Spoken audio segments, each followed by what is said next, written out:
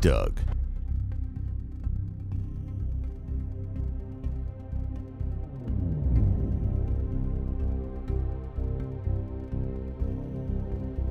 Pete McDevitt was great in cowboy bras.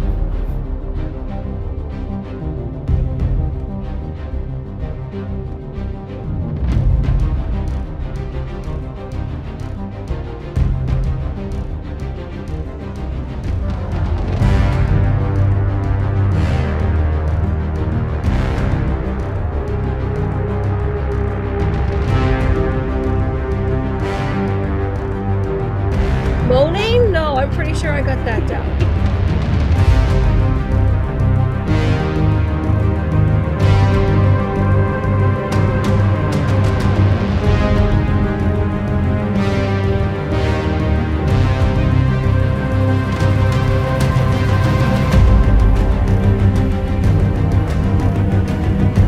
Oh no, you can see a number.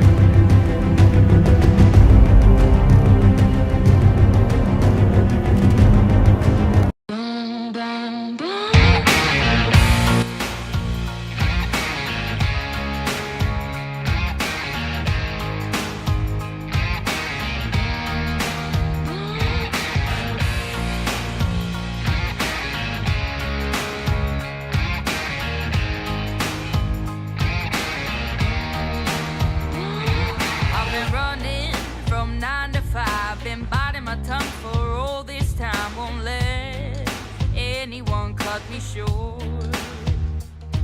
I was thinking this was the way to go, and you put up your puppet show. I say cheers to life. No, I'll be no good man's wife. Just leave me alone. I'm running the show. I'm telling you, it's my time to rise up. Live the life I'm proud of. No, you better go home. I'm telling you, it's my time to rise up.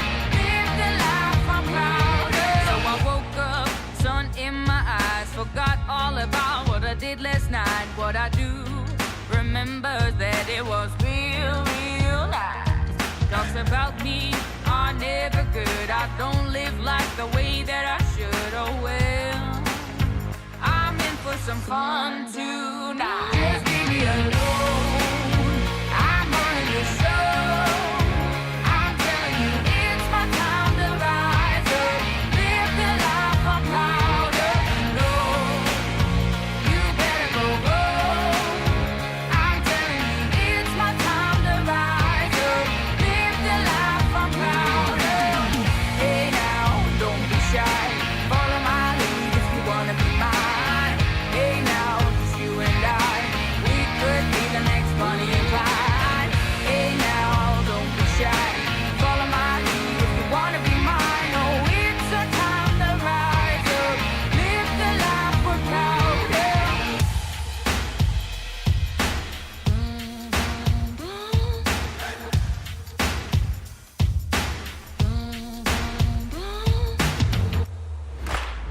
Just leave me alone.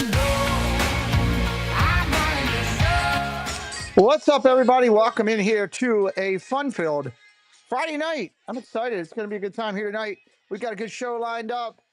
Joel Payne coming in top of the hour. That's going to be amazing, amazing fun. I hope you're going to be hanging around with us and listening to everything that's going on with Mr. Payne here in just a little bit. Got a lot of new stuff, new changes to the race for 100K, the under 1,000. Going to share that with you tonight. My friends are backstage, ready to rock. Let's get the party going and knock it out here as we know how to do on the channel. Jump back in. Where do I want to go first? Let's go over. Nah, I don't want to go there. Oh, right here. Team, let's talk about it. Let's talk about our partner channels. We got some amazing partner channels. Proud to be partnering with them, shouting them out right now as loud as I can. Go check out these amazing people. And we would love for the fact that you hanging out here with us tonight and doing all the good things we got going on here. Crusading channels. Hey, you got Park Hopper Choppers. You got Once Upon a Disney. You got Cinder Alley. Zoel's World is Jean Claire. Amazing Crusader partners of ours that we have. Proud to have these business crusaders that work with us. And Jeanne-Claire Wise, her travel company is actually PHA, I mean, Tree Company. Executive producers, we've got some great producers that help with content in the past, now content in the future. We're appreciative of all of them. You can check them out right here on the channel. Our Facebook page is working well. We've got a group, we got a page. We keep as busy as we can over there. We're TikToking and Instagramming as much as possible. And of course, we have a Discord available that you can reach out to us and get there. Let me fix this camera. That should hopefully fix the microphone issue as we have going there. Let me go back in here. Let's check out our friends. Hello everyone, it's Chris with Park Hopper Choppers. If you're headed down to Central Florida and you need a mobility scooter, give us a call, 407-989-9618. We can bring it right to your resort, right to the park, or right to your Airbnb, no problem. We were voted best mobility scooter rental in Central Florida by my mom. Give us a call. The official Disney-related news service and partner of the Pete McDevitt Show is Chip & Company. You can find this trusted source at chipandco.com or on many social media outlets including YouTube, Instagram, Facebook, and Twitter. Jeanne-Claire Wise Travel is an upscale travel design and consulting firm specializing in curating ultra-luxurious travel destinations designed specially for business professionals. Focusing to deliver the once-in-a-lifetime experience that will create lasting memories, encompassing adventures in Europe or the Americas, luxurious river cruises, relaxing beach getaways, or detailed trips to Disney locations worldwide. Jeanne-Claire Wise Travel personalizes the experience. What rich and exciting moments do you want to create for yourself this year? Well, start writing your story with a Jeanne-Claire Wise Travel today. So on our Etsy shop on Ears by Jenna, we have a few different items. Two of the main ones is this interchangeable Mickey head, which comes with it's magnetic. Here's two other designs. That one and the Easter, and the other main item that is a hot seller, which is currently sold out, is the Mickey Topiary. Check out Ears by Jenna on Etsy today.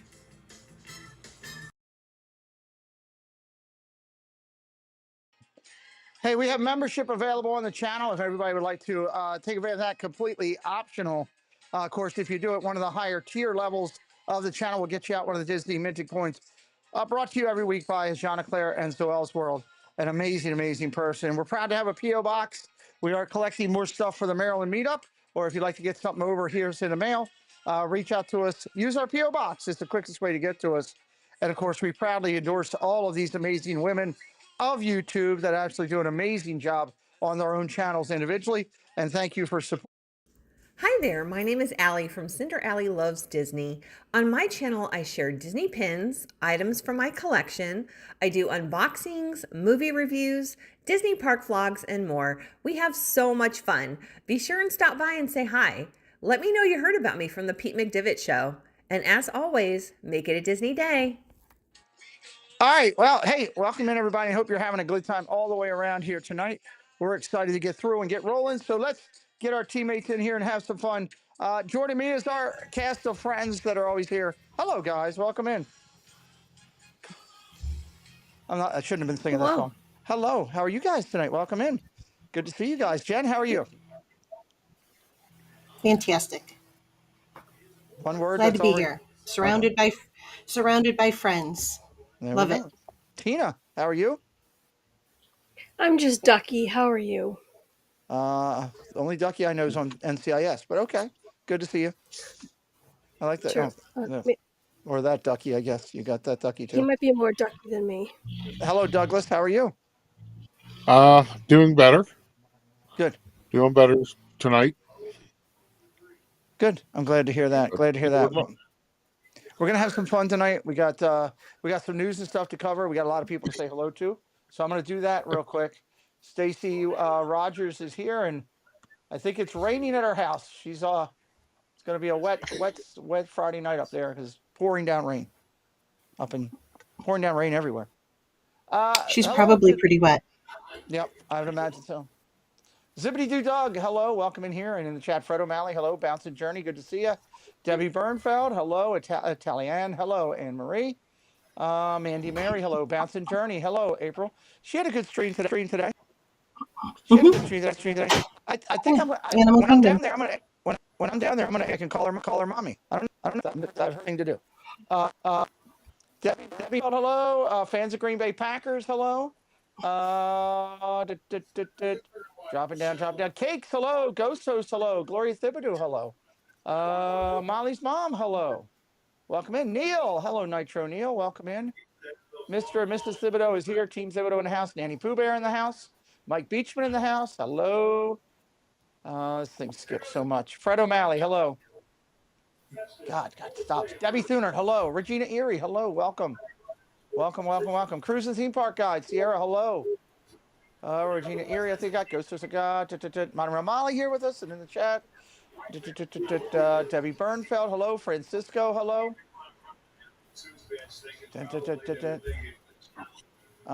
Cakes, I think I got, but hello, Pat. Good to see you. God, this is jumping. Ann, hello, welcome in. Man, this give me a fit. Theme Park Giant, hello, welcome in. Come on. EC Travels, hello. And Molly's mom, hello. Welcome in. I know I missed this beat with this thing jumping. Badger Backer, hello. Welcome in. It's just not my night for technology. Disney Baker, hello, welcome in, Baker. Good to see you. If I missed anybody, I promise you I'll get to you along the way. It is jumping all over the place right now. Diane, good evening, welcome in. Ann Gilnack, welcome in, good evening. All right, I'm going all the way down. Spaceship Ears, hello. Stacy Rogers, hello. Surf Bum, hello. Trying to go back up and scoot. Kendrick, hello, good to see you. If I missed anybody else, I apologize. I promise we will get to you very, very shortly along the way. Curtis family, hello. Welcome in. All right, so we've got... Yes, go ahead, Doug. Can I clarify something real quick? You may. Okay. I want to show you the difference in two colors. Okay. What color is this? Looks like red. Red. Okay. I bought this shirt today. It is red. Hello, Holly. Welcome in. What color is this? Salmon. Peach. No, it is orange. No, that's not orange. That's not orange. Do they look anything alike? No, but that's not orange. No, but what about... But wait a minute. What about the shirt that you have already? You said those are new? These are two new ones I bought today. Okay, so the one you currently own is a brighter orange. No, it is red. Okay. I think your colors need adjusting, but okay. I am not in a mood for you tonight, Molly. I am emotionally damaged. Oh God. Doug, you're doing great tonight. Next week we'll do shapes. That's pretty good. I'll give you that. That's the winning comment. How many fingers am I holding up? Pete, do you know? Why does it have to be 3? I'm so much better than a 3, damn it. God. Stop laughing, Tina. I can't. Pino Pete in the house. Welcome in, Pino Pete, Anne Marie. Susan Silva, hello. Dennis Knoll, hello. See, welcome in. Even Debbie Bernfeld said that it was salmon or peach, not orange. Dakota says it's orange. Well, we need to get Kelsey in here because she'll tell you the truth. That is true.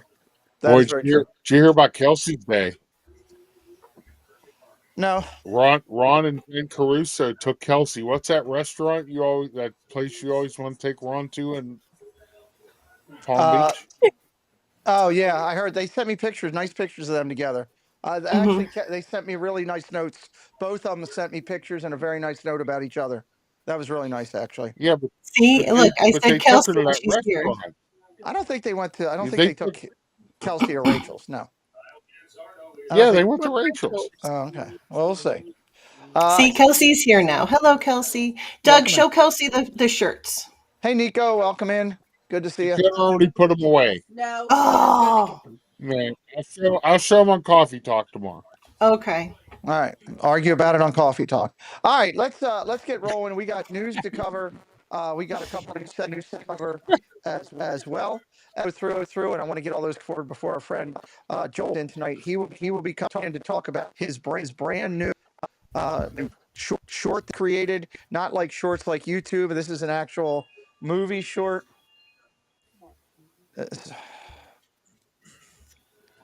Hold on one sec.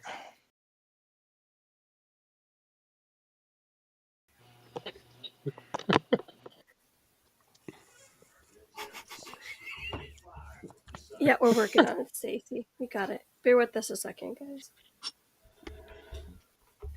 I'm just gonna sip my tea and let y'all go at it. What is wrong with you? You're muted. Mm-hmm. Nothing. Nothing. Hi, Neil.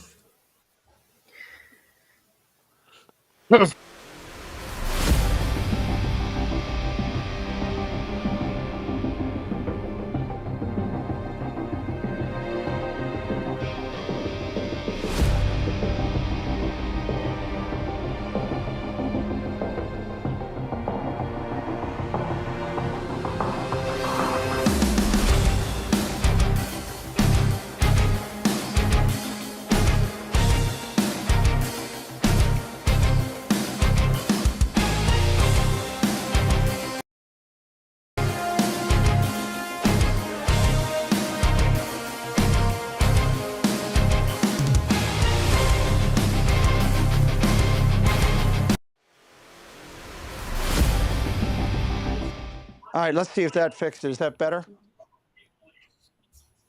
Yes, no. All right. I knocked the microphone down before the show, and I've made a mess of everything. So I'm going to try to dig out of this tragic hole and do the best I can for tonight. Hopefully it doesn't screw up again. Let's go in and hit some news and get that knocked out. Because with our guest coming later, I would like to be ahead of the game tonight. So news, let's talk about it. It's going to be a lot of food tonight. A lot of food tonight as we go through. First, Disneyland Resort, guys. Disneyland Resort to debut 4 new churros for April. Jen, we'll start off. I'll give you guys all 4 of the churros, and then we can kind of go back and tell me where you feel. There's a tiramisu churro. This is going to be at Hollywoodland, and that's a classic churro rolled in vanilla, cocoa, sugar, drizzled with espresso.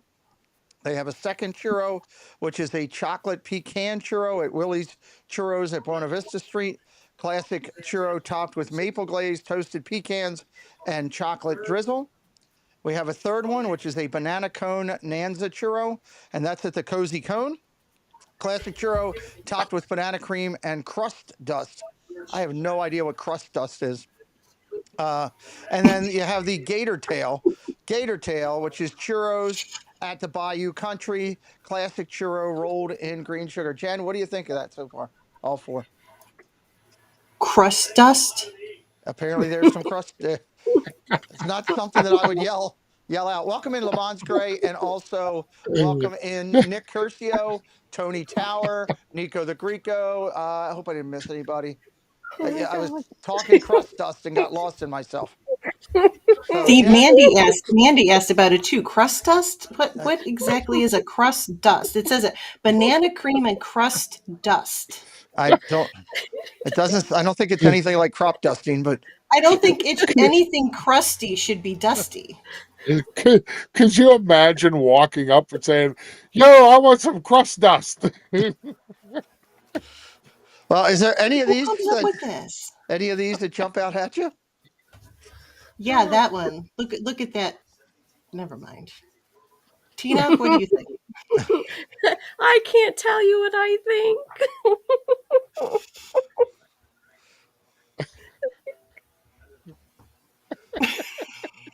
Okay, Doug, what do you think? Let's go to Doug. Doug, what do you think?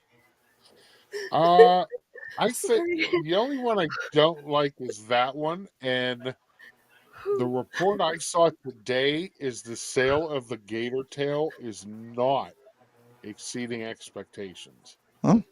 Well, why would it though? It's just a stupid churro with Green coloring. green coloring. It's boring. It's Yep. plain. It has no crust Yep. dust and it has No no crust oozing dust. cream.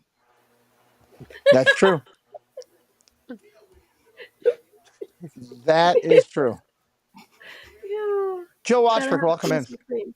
Next. So, okay, there we go. All right, Tina, next item. Alaska Airlines and Disneyland debut a Tiana themed plane. Had you heard about that? Had you seen that? Do you think that's good, bad, and different? I've not heard. Hold on, my earbud is. Okay. I've not heard of this. The plane looks really pretty. I don't fly, so not even this would get me on it though. So You're also not from Alaska. that. Oh yeah, that's true. Yep. Wait, does it just? No, it goes to other places, right? Well, I'm sure it does, but it's mainly from Alaska. So Yeah. it's an Alaska Airlines route. Pit tastes good. Hello, our Castle Life. Hello. Great to see you guys in here with us tonight. Hope you're doing good. Doug, what do you think of this painted up plane? You know, this shows how just backwards Disney's thinking is today. You have an Alaskan airline Mm-hmm. painted with Tiana's Bayou Adventure. Think about it. It makes no sense. If they were going to do something on Alaska, you could have did Frozen. You could have did, you know, Brother Bear. You know, Yeah. Frozen would have been a there's good no one for up there. There's no bayous in Alaska. Well, maybe they're flying to the bayou. I don't know. Great Papa Lucas. Hello, welcome in.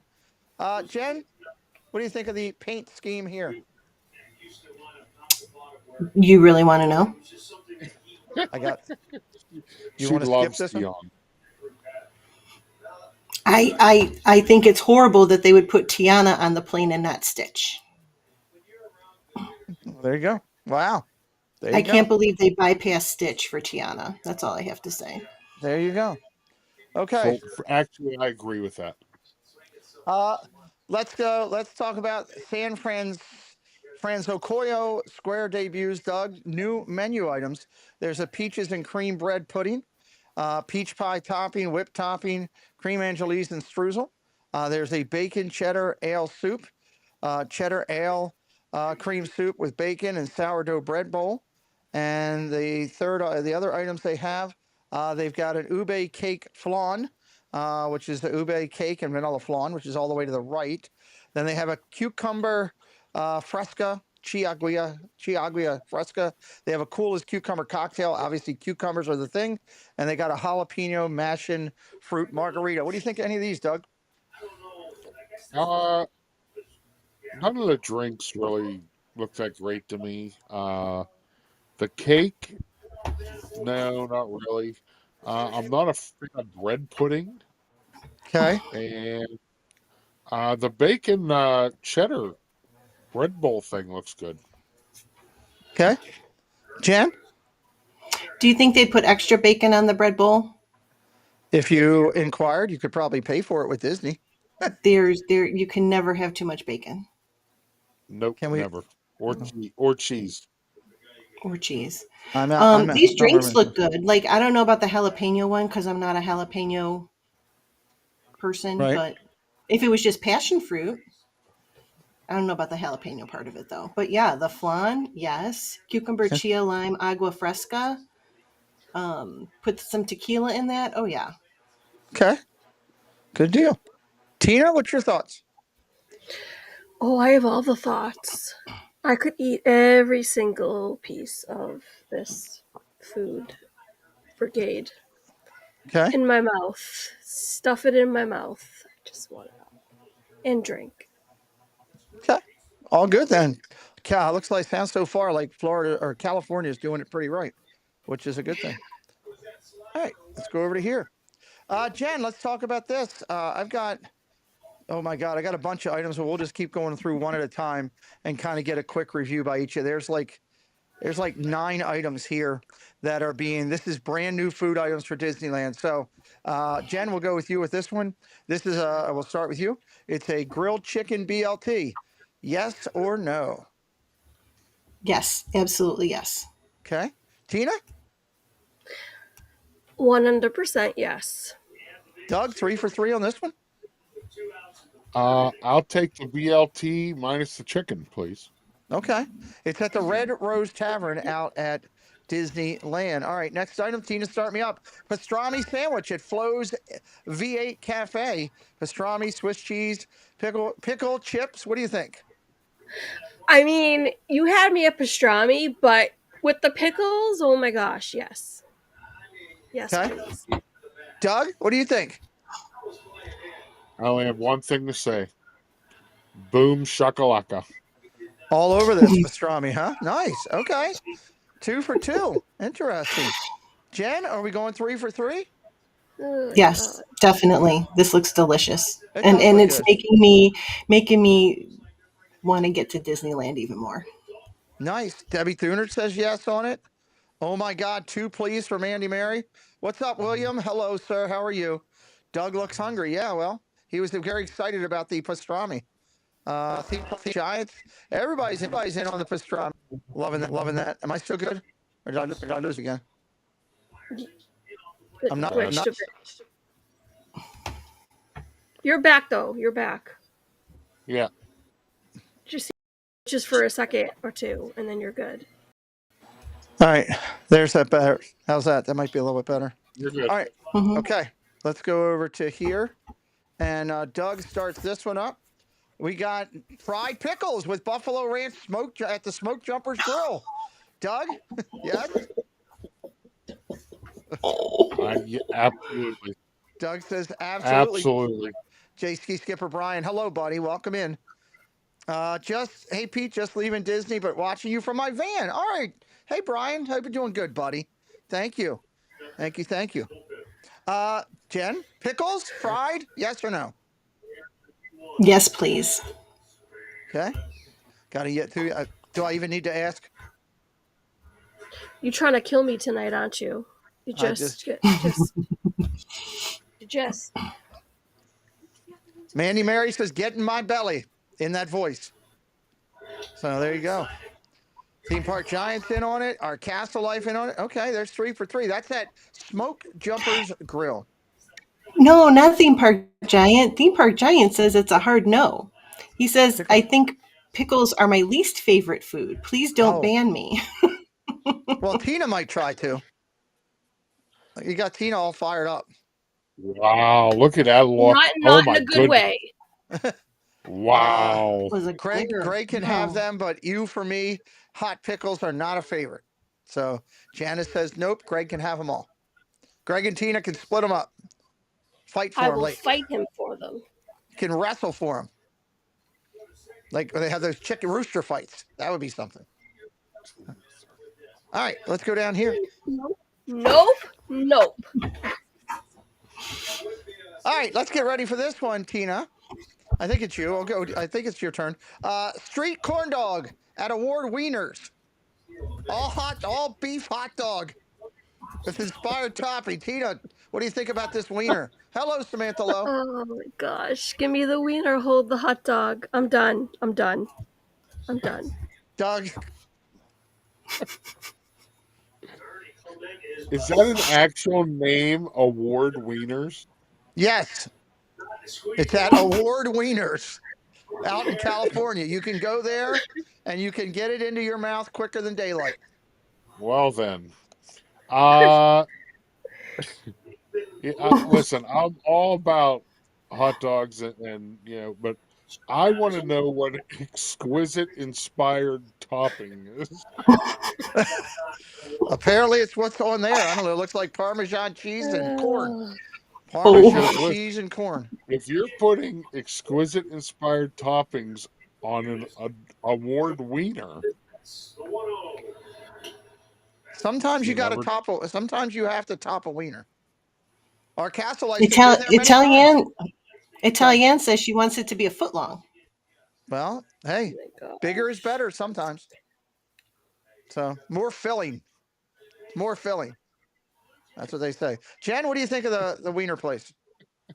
Debbie Bernfeld says she likes her wieners plain. Yeah, some people like that way.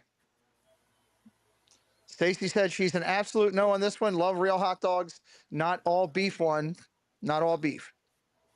So. I'll take the beef. Okay. All right. Next item. Doug. A new Western style loaded potato at Studio Catering Company. Creamy baked potato, garlic butter, churro style beans, shredded cheese, sour cream, onions, sliced jalapenos. If you want them, what do you think? Yes, please. Okay. It looks fantastic. Doug's in. I love baked potatoes that are loaded with everything. Love them. Baked potatoes are good. I will agree. Jen, how about you? That looks really good, except I would not want the jalapenos. No hots on there. I'm not a jalapeno person. Yeah, I'm not a jalapeno person either. Tina will eat them. Tina, what do you think? I'm not a jalapeno. All of them. Is it peen or peen? Anyways, Yes. no, I'm a no on this. I'm just a no on this. No. Okay. All right. Surprisingly enough, the mixed bag in the chat. Love all the chat comments. Keep them coming, guys. We'll keep pulling them up onto the screen so everybody can see them as we go along. Let's go to the next item here. Jen, start this one up. It is a Lomo Saltado burrito at the Studio Catering Company. Peruvian-inspired Lomo Saltado stir fry, shoestring French fries, and serrano lime rice wrapped in a warm flour tortilla. What do you think? Well, I don't know what Lomo Saltado stir fry is, so I'm going to pass. Okay. Tina? It looks good, but I don't know what that is. I don't know either. And then it said it was hot sauce. Serrano hot sauce. That's way too hot. Serrano is very hot. Hotter than Right. So. Okay. Tina, it's. I agree. It might be a little too hot. All the ingredients look good, but Okay. Doug? but yeah. I don't think rice and French fries should be combined together ever. Okay. Good point. So, no rice, no French fries. The Serrano hot sauce, it is very tangy, I will tell you. So I would not get that. Okay. Yes, Jen. I now know what Lomo Saltado is. What is it? And so, yes, I would take this, but I would have, I would hold the Serrano hot sauce. Okay. Could you tell us what it is real quick? Lomo saltado is a traditional Peruvian dish, a stir fry that typically combines marinated strips of sirloin with onions, tomatoes, French fries, and other ingredients, and is typically served with rice. Okay. There you go. All right. So now that I know that it's sirloin, that's safe. So Yep. yeah, I would go for that. Okay. Tino, we got chicken taquitos rojos at Paradise Garden Grill, topped with shredded lettuce, crema, queso fresco, salsa roja, and pickled onions. What do you think? Oh my gosh, I should have eaten dinner. I did not eat, and oh my gosh, I want this. I want it bad. It looks so good. That's a sound bite. Thank you very much. No! Somebody get me that sound bite, please. Send it to my email. So, Doug, in on this, yes or no? It looks really good. Yeah, I would get that in a heartbeat. I would get double the beans and just enjoy walking around Disney all day long. Oh, Lord. Chad, I'm coming over to you. This looks delicious. Yes, I would get it. I would enjoy it. And I would walk in front of Doug, not behind him. There you go. Kelsey says it looks amazing. Let's go down here real quick and let me drop Kelsey off the screen and go to Doug. Plant-based, carne asada wet burrito. Do you want a wet burrito? Nope. Nope. I love a wet burrito. Just don't even read it. Just don't even read it. You said plant-based. No. Hey, sometimes you never know. Plant-based can be good. Phil Magic Mel. Yes, that's a great channel name right there. I hope you're subscribed to the channel just because I love your channel name. Phil Magic Mel. Jen, what do you think? Is the marinated steak tips, is that plant-based? No, the wrap is, I think. I thought all wraps were. I don't know. Just says grilled. What's better, a wet burrito or a wet taco? What's really bad is when they dry up and close up. Oh my gosh! Like, just closes right up. Then you can't even eat them. Peter McDevitt. Is nobody eating these? Is nobody eating? I guess nobody's eating these. All right, I'll go to that. Is it plant-based? Is it plant-based sirloin steak? Plant-based steak? It just doesn't say. It just all they gave me was this from Disney's thing. So the only time a wet burrito is not good is when it's plant-based. That's all I'm gonna say. Okay, well then this one sounds like it's a no vote for everybody. All right, Tina, start me up with this one. Cajun chicken salad sandwich at Royal Street Veranda. What do you think about this one? Heck yes. My gosh, I would try this in a heartbeat. That actually looks really good. I got to be honest. This is one of the best looking teeth. Doug, you saying no? Are you shaking your head no? Yeah, it has two of my least favorite words, chicken and salad. You don't like chicken? Seriously? You ate 23 wings. What the heck are you talking about? I don't consider wings chicken. What is it, pigeons? I mean... It might be. Seagulls. I thought they were buffalo wings. Oh, my Lord. Aren't they buffalo wings? No, good Lord.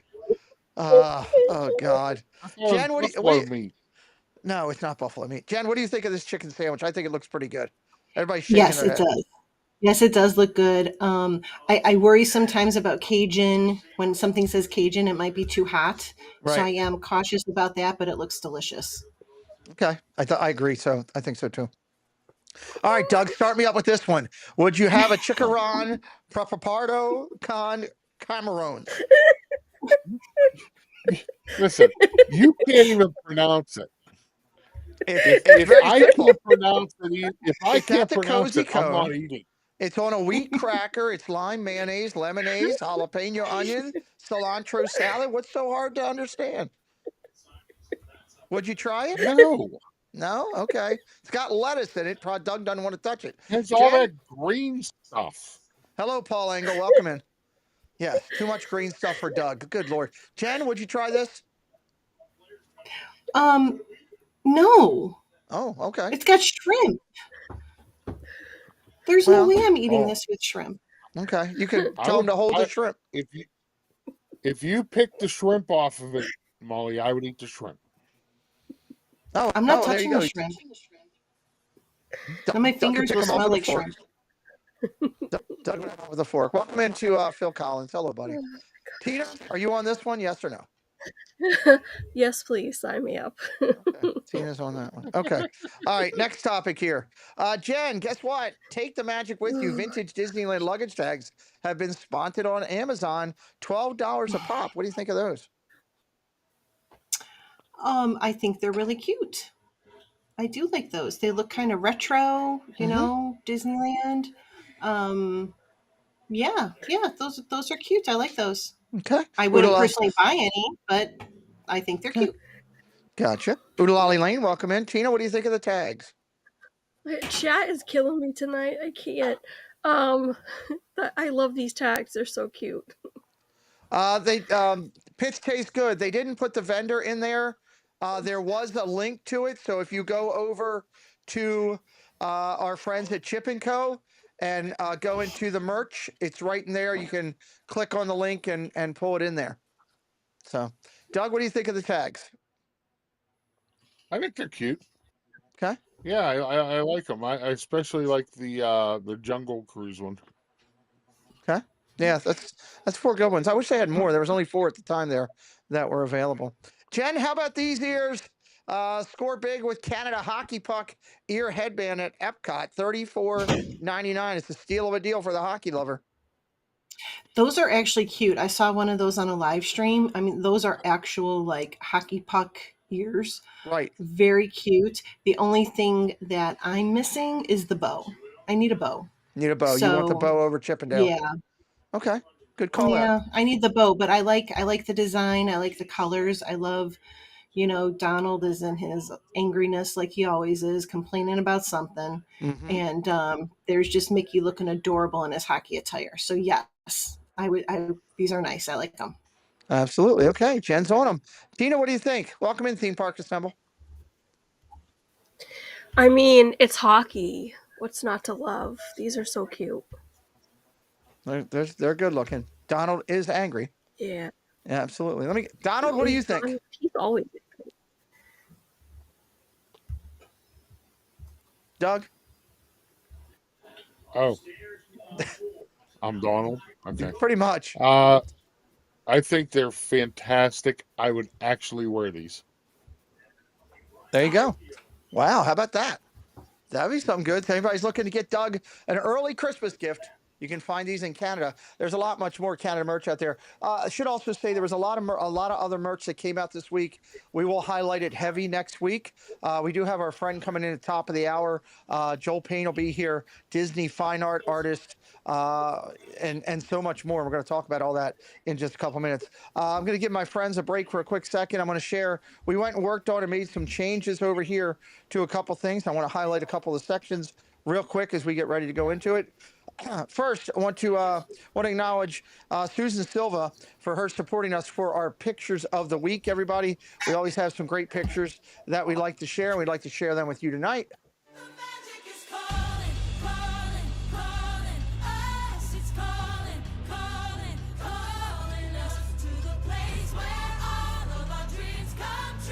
All right, let's look at these pictures real quick, guys. And your mics are on in case you want to type in as you go along. There's Jeff, Mario, and Luigi hanging out over the parks. This is the amazing Dapper Danielle and her brand new. That is her brand new Spirit jersey, which sold out lightning quick. I actually went to buy one of those and they were gone. So I know they'll be back in soon. We'll keep you up to breast as soon as they are. They're really cool. She did a great job with them. Fresh Baked. He was out at the parks. He was down in Florida just this week. It was good to see him down there. Christy, PH Disney, was out at the parks, hanging out, doing some photo ops. Dale and Jenna over there at Dapper Day, having a good time at the parks. Awesome one there. Candy Mom and Jay Nashville hanging out down there. Looks like, well, they're somewhere. Looks like maybe they're in Creations Cafe, hanging out right there and hanging in together there. So that's a good one. You got our friend, Meg. She's been all over the place. Jen, I can't even keep up with her. It seems like she's just flying everywhere. Well, yeah, she goes like East Coast to West Coast in a matter of minutes, it seems like. She'll be posting from Disneyland in the morning and then she's at Disney World in the evening. Yep. This is a brand new photo op they have out too there. They had it out for a day, specialty thing for a day. It was with Wally, which was kind of cool. You don't usually see him out there moving around, so that was kind of cool. Great picture here. You got Nick and Jennifer Caruso. You got Neil and Alyssa hanging out there, and Epcot Forever. Great group picture that they sent over to me. Thank you for sending in the pictures, guys. I love when the pictures come in. Half Naked Carney out at Epic Universe, showing the guns. He said, "Suns up, guns up." Sent me this picture. Hello, Theo Sam. Good to see you. Good to see Carney having fun there. Piano Rob and his lovely wife hanging out over there. It's Rafiki. Love seeing it. And our last one here. This was a good picture that you got. Fun to be Free. John's there. You got Magic Adventures in there. Who else is in there? Sierra's in there. Good group. Good group picture. Thank you guys for sending pictures in. We do truly appreciate the support for that segment. Casey each week likes to recognize and support those who are having great success. Casey's now over 10K. As Casey said, hey, you want to do things so uniquely and tell everybody about everybody else. Casey wants to recognize, I didn't update this week because we didn't have a lot of people jump over. So just going to highlight from last week, and we will work to get some new ones next week, as hopefully some people will be crossing over. You had Nate going over 300K, Theme Park 101, 80,000 over there. Inside Disney over 80K. Of course, Casey went over 10 himself. Noble Way went over 10. Barry Place, a great friend, went over 7K. Theme Park Casual, Danny over 6K. Donnyland over 3K. And then Awfully Big Adventure going over 1,000. Disney Secret Kingdom. And April, who's in the chat right now, reminding everybody that she was live today and did a good job. And she's also over the 1K mark. All right, let's take a look. This is our brand new updated. Hey, Kit, welcome in. This is our brand new updated Disney under 1,000 segment. This is the segment we do each time where we try to highlight the creators that are doing. Let me lock this in here. Doing over exceeding goals, and that's a key thing as we try to move this. I'm going to slide this number down. I'll have to do that on each one. This is our under 1,000. They're working toward that 1,000 plateau. We have one channel right there. Can one of the moderators grab a link in there? Take 10 with Shane and Michelle. Those guys have 8 subscribers away. If you're looking for new content, you might watch their content. Drop them a follow tonight. They're only 8 away. So this is 990 down to 954. Epcot Forever in there. Park Riders, who have been over here in the chat quite a bit. Wes and Tess have been in the mix there. Next one down here, you got 946 down to 835. This is absolutely strong with friends. Cy is in there. Nice work, pal, who's been guest on the channel. Christy PH Disney, who's been into the channel. Tokay Diz, who is our friend. Kenny Yamada, the incredible Disney artist. He is right there at 835. These, again, great channels on their way up to the next level. Let's look at 830 down to 795. Friends that have been in the channel in here. What in the World with Russ, NeuroDiv Disney, All Aboard with Blake, all been in here. All these channels on their way, working up there to 1K. Again, not an easy plateau to get to. And hey, we're really excited to be able to share these creators with you. Let's go over here. 787 all the way down to 744. Again, friends that we know.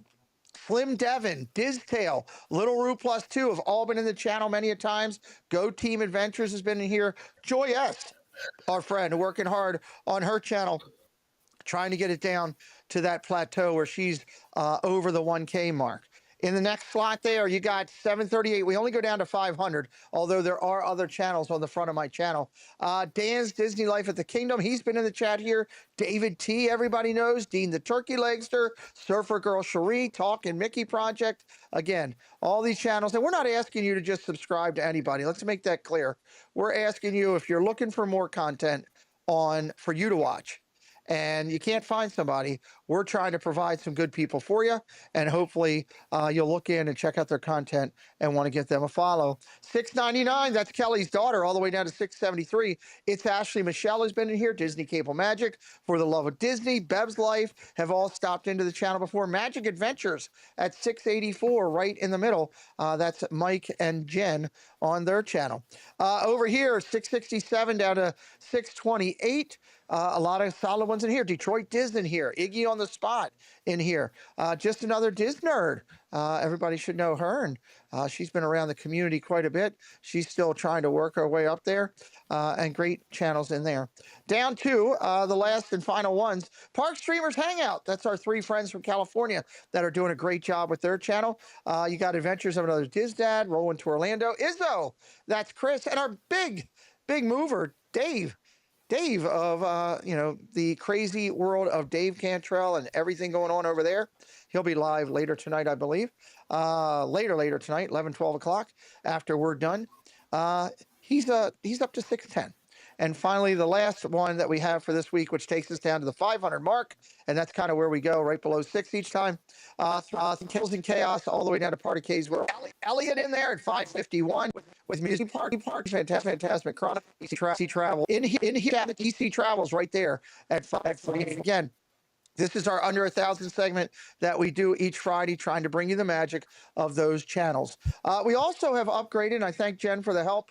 and doing this. And you can find the channels actually, if you want to look over on Monorail Molly's channel on the front of her page, which is brand new, updated, and looks really good over on her channel. She now is hosting for us the Race to 100K. And here's how it looks for the Race to 100K. We want to thank our friends over at Park Hopper Choppers. Hello, everyone. It's Chris with Park Hopper Choppers. If you're headed down to Central Florida and you need a mobility scooter, give us a call, 407-989-9618. We can bring it right to your resort, right to the park, or right to your Airbnb, no problem. We were voted best mobility scooter rental in Central Florida by my mom. Give us a call. Welcome in, Troy. Good to see you, buddy. So this is our Race to 100K. These are the channels we're going to be kind of basically doing them in real time now. And because of our change and Jen's help, we are going to be able to show you up-to-date logos, which I hadn't been able to do in the past, and give you a real feel for how this race is going. You can see theme parks exist down to 80K with Disney Cicerone. You're also going to be, for the first time ever, I'm finally able to add in like 10 new channels to the race that I wasn't able to do in the past. So this is something that we're going to give you here. So let's run through it. 77.9 down to 58. Ear Scouts in there, Jason's Journey. Hey Bricky, a lot of good channels in there. Becky plus Eli in California. Theme Park Express, new channel that we just were able to add in. Our friends at Park Pass TV, who we love. They're good people in there in the mix also as they race to the number. Let's go to the third slot. Crystal Palace absolutely killing it with what she's been doing lately and growing herself. She's right there at the top of this. Oops, top of this plateau. Sorry, I didn't mean to pull that down. I forgot that wasn't locked. There we go. Disney in Detail in the mix, right down Main Street. There's Janelle in there and Tanya. Let me bring that up just a little bit so that we can see Tanya's number. Just a hair. There we go. Back in line there. Great creators here. It's 58 down to 48. Next plateau right here. We've got the race where it's taking it 45 down to 33. Keeping up at Disney in here. Corey in here. Diz Life of Ours. Magical Soundtracks, a brand new channel I've been wanting to share with everybody for a while. It's all music from the parks all over. Really, really cool stuff there. Ear-to-ear magic on this page. Just good creators all the way through as we track the race to 100K. Mr. Disney King leads off the next page as we go through. All the way down to Becca Hart. Promise Hope in here, Chip and Co. Disney Supreme. Disney Supreme was in the chat at the beginning of the night. Welcome in, Sebastian the Crab. How you doing, Jeanette? Disney Supreme was in here. We're now recognizing them and following their path. They're a brand new entry in. Again, it's our honor to highlight these channels. Again, we're not asking you to just go subscribe. We're trying to give you content if you're looking for more to watch. LBV TV leads off 26 down to 22. 26 down to 22. I'm going to bring our guest in backstage, and when we come back in, we'll have our guest here with us in just a minute. Highlighting channels 26,000 down to the 22 mark, all the way down to Mouse Pies. Rob Fuzz, who will be a guest on the Sunday night show, in there at 24,000.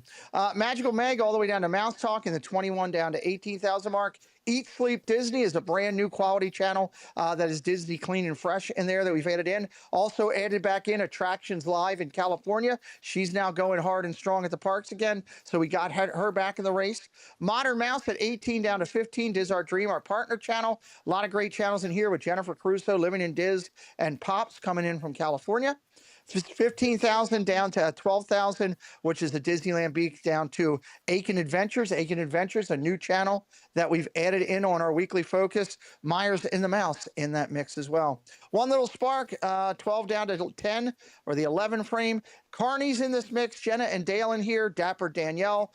Capture the Magic, a brand new channel we were able to add in with the change. Finally, finishing up here, 10,000 down to 8.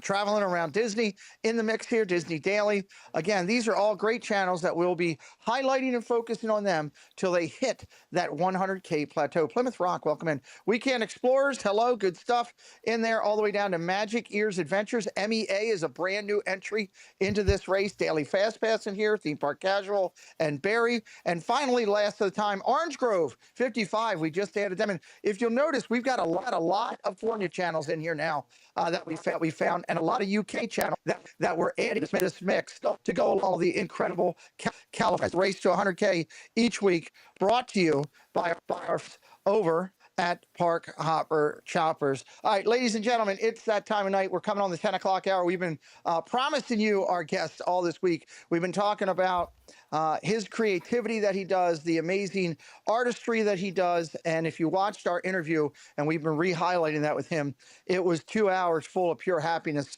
for Jen and I. Probably one of the best interviews we've done on this channel with a charismatic, incredibly talented person. Doug, Tina, and Jen, it is my honor to bring you with us tonight and hang with us, Mr. Joel Payne. How are you, sir? Good to see you. Hello. How's it going? I am very, very happy to be on your show again. Thank you for inviting me back. Absolutely. We're excited to talk to you. You know Jen, over and above the way, Miss Monorail Molly. So it's good to see her. Let me introduce you. This is Miss Tina. She goes by T. Marie's Place. And Doug down below you is Zippity Doo Doug here. So I like it. It's a great name, isn't it? Zippity Doo Doug. So that works. Stacey Rogers, just so you know, Joel, is extremely happy that you are back. I've heard nothing but high praise. She has been waiting for this all week. So we're going to talk with you. You've had some new adventures that you're doing now, and a brand new. That's an understatement. That's an understatement. So the floor is you. I do have the slides available. I'm going to be pulling them up, and let's just kind of chat on what's going on in this new venture and everything else that you have going. I'd like to talk. You've been featuring a lot of your art over on your website. Okay, moderators, you have the link for tonight for what we're doing with the Patreon. You can also pull his website up from the past stream and drop that in there as well. Joel, tell us all a little bit about what's going on. Well, we have to kind of go back in time a little bit. A couple years ago, my wife asked me to grow a beard, as you can see, and I thought that was a crazy idea. I said, "Why do you want me to look like a homeless man?" But it actually turned out to be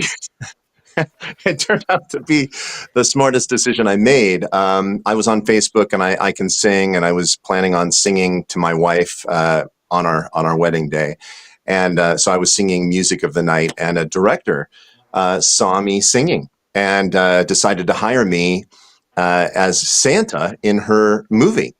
Hashtag Blessed, the movie came out a few years ago. It won every single festival. It won every single. We had an original song that I sang called "Santa Lives in You," which is on Pandora and all the streaming platforms. And I got an HMA nomination, which is kind of like the Grammys for the film, TV, and game world. So I got nominated with my very first original song that I co-wrote and sang. Got to go to Missouri and open up all of their Christmas shows, singing in front of 1,000 people a night, different shows out at Branson, Missouri, all those Christmas shows that go on out there. That was scary. Oh, yeah. But while I was on that set, I was trying to get the inspiration for why I'm playing this guy and why am I a young, thin Santa. It's not very typical to see a thin Santa. And just looking up the Wikipedia, I discovered something about the origins of Santa Claus that I think will kind of shock your audience that I didn't even know about. Okay. And that's that St. Nicholas was born in Myra, which is a modern-day Turkey. Okay. And his parents were wealthy merchants. We don't know too much about what they did. But it turns out that his parents were very Christian, and a plague came through town. And unfortunately, they were trying to help people overcome this plague, and they passed away from the plague themselves, leaving Nicholas a great wealth. So we wouldn't have a Santa Claus if it wasn't for a plague. So here I was, shooting in the middle of COVID with a mask on, getting tested every 5 seconds. I'm thinking, wow, this is relevant. This kind of feels a little too right on the dot. Yeah. And I started thinking about like an origin story for Santa Claus. And so I wrote this thing called The Elf King, and it is a Santa origin story. I wrote it right when I was on the set for the 2-week shoot. And the people that I was working with, there were stuntmen for the Mandalorian TV show. Oh, wow. And I pitched it. I pitched it to the makeup effects artist who was working with this amazing stunt team. And they loved it. They thought it was amazing. And they kind of helped me get it, get its footing. And I managed to secure 3 amazing producers. One of them, Michael Fisk, is the former vice president of MGM marketing. He marketed a small movie called Harry Potter. Maybe you heard of it. Wow. 007. Wow. Okay. And yeah, so over the course of several years of developing this with this amazing group of people, David Straub and Tess Cacciatore, they're my 3 producers. We put together a really amazing show Bible and 2 seasons worth of this live action show that would basically explain to everybody why Santa does what he does. Like, why does he need reindeer? Like, why does he do this every year? Like, why does he need cookies? Like, where did the cookies go? All these questions that I had as a kid. Like, why does he go through the chimney when obviously there's no houses with chimneys? Certainly he goes through the front door. Why doesn't he always go through the front door? Because it's a little safer than being on the roof. Right. All these questions, I had questions in my head. Well, this show, The Elf King, answers all of those things. And it takes folklore that we've known about throughout history that I've kind of combined into this really amazing story. So we're talking about the Norse version. We're talking about the Christmas witch, which is the Italian tradition. Yes. We're talking about the little people, the elves and the leprechauns and the fairies. Where did they come from? It answers all those questions. I actually have more characters in this story than Lord of the Rings and Harry Potter combined. And I have a character that I consider the world's first superhero, if we're really thinking about it. Okay. I mean, Santa, he has lightning speed. So he's like Quicksilver. He's like the Flash, right? Right. He doesn't seem to be able to be taken over. So he's kind of like a Superman. He has morals of a Superman, but he has the money and wealth of like a Batman without the vindictiveness, the dark side, right? Okay. And he's always just been kind of a beacon of brotherly love. Right. So I got this idea of wanting to tell a story that kind of decommercializes what originally started off as a man who, because he was a man of the cloth, was brought into a great wealth and basically gave all of his money away to children, most likely children that had parents that had died in a plague. So that's very different than the whole concept of everybody gets a toy. Mm-hmm.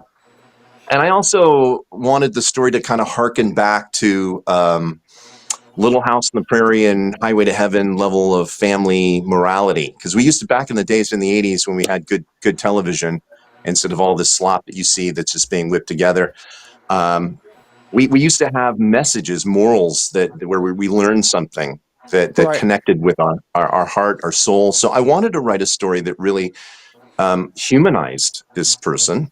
Mm-hmm. And made him kind of a beacon of good in a city that was really overrun by evil and darkness and problems. So after 2 years, I've managed to secure some extremely talented, well-to-do actors that you would absolutely know. You would absolutely know these actors. In fact, one of them is a Disney icon who was in the movie Hocus Pocus. And I can't tell you who that is, but in fact, I can't tell you any of the people that I've connected to this, because until I can pay them, I can't really reveal who they are. But we managed to get them secured on this thing. And not only that, I got a showrunner and a scriptwriter who has absolutely written a script, an Oscar award-winning script that's willing to write a pilot for this thing. Nice. Problem is that the writer wants $55,000 to write the pilot. and rightly so. He deserves it. He's completely worth it. And of course, the actors want to get paid lots of money. And this is a multi-million-dollar show. And I'm an unknown. I'm kind of like Walt Disney, just starting out. Nobody knows who I am. So trying to get millions of dollars raised in a climate where family values and family entertainment aren't really on the forefront of entertainment right now. We don't have a Hollywood that's really pliable to family entertainment right now. With some of the biggest family entertainment companies, and I won't say who, have kind of gone off the deep end when it comes to family entertainment. And so it's hard to get that kind of money. So I was just thinking about a month ago, there's a story before this story. There's a prequel before this, and it's actually season 2 in the live action. And with modern day technology, I come from the video game industry, 28 years as an art director. I worked on Mortal Kombat, Shaolin Monk, Silent Hill. I was the world establishing art director for Elder Scrolls Online. That was out in Maryland. Mm-hmm. And technology has really come a long way with AI, and I know people are really scared about AI, and I really want to talk about that. Okay. That fear that people have, but with just this technology that's come on it's being released every month. It's just getting better and better. I saw an opportunity where me, as a creative person who's written music, I've done voiceovers, I've acted, I've done motion capture, I've held 32 different occupations at the highest level in 5 different levels of entertainment, from film, television, games, rides, and now fine art.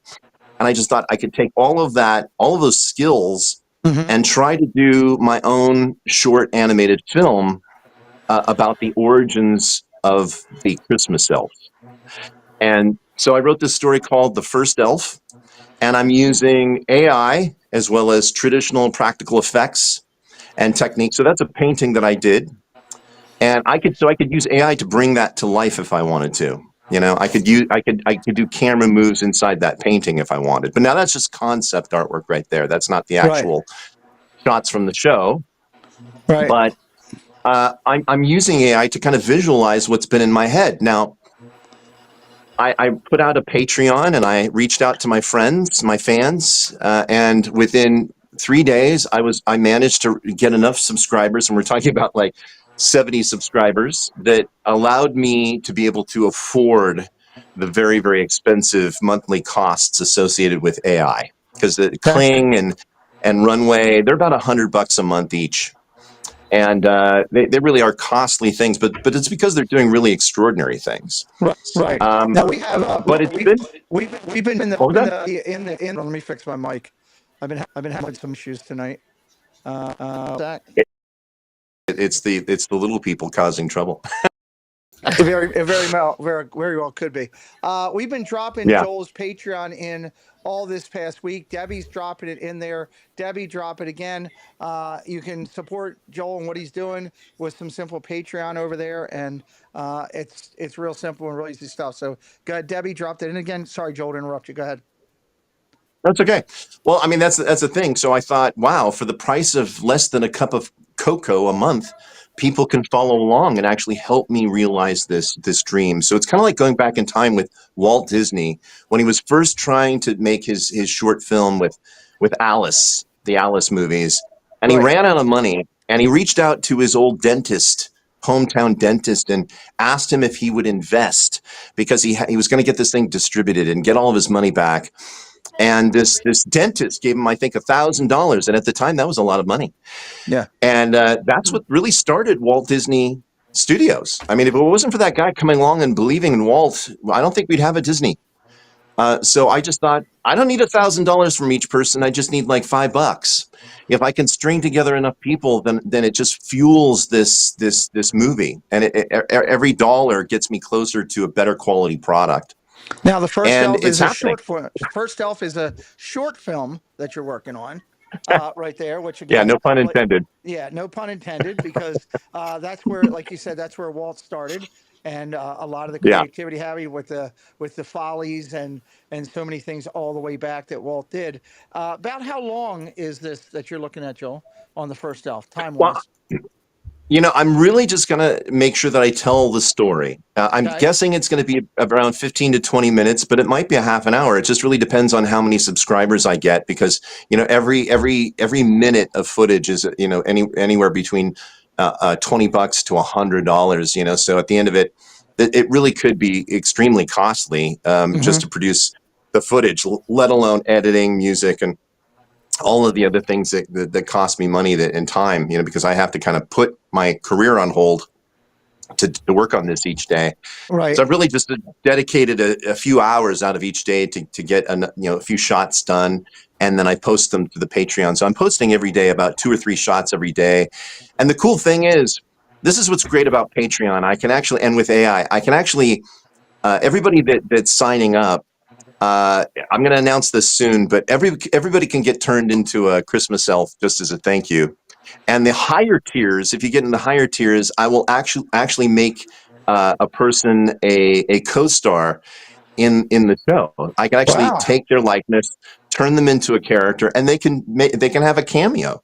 I mean, there's never been a time I love it. in history. I love it.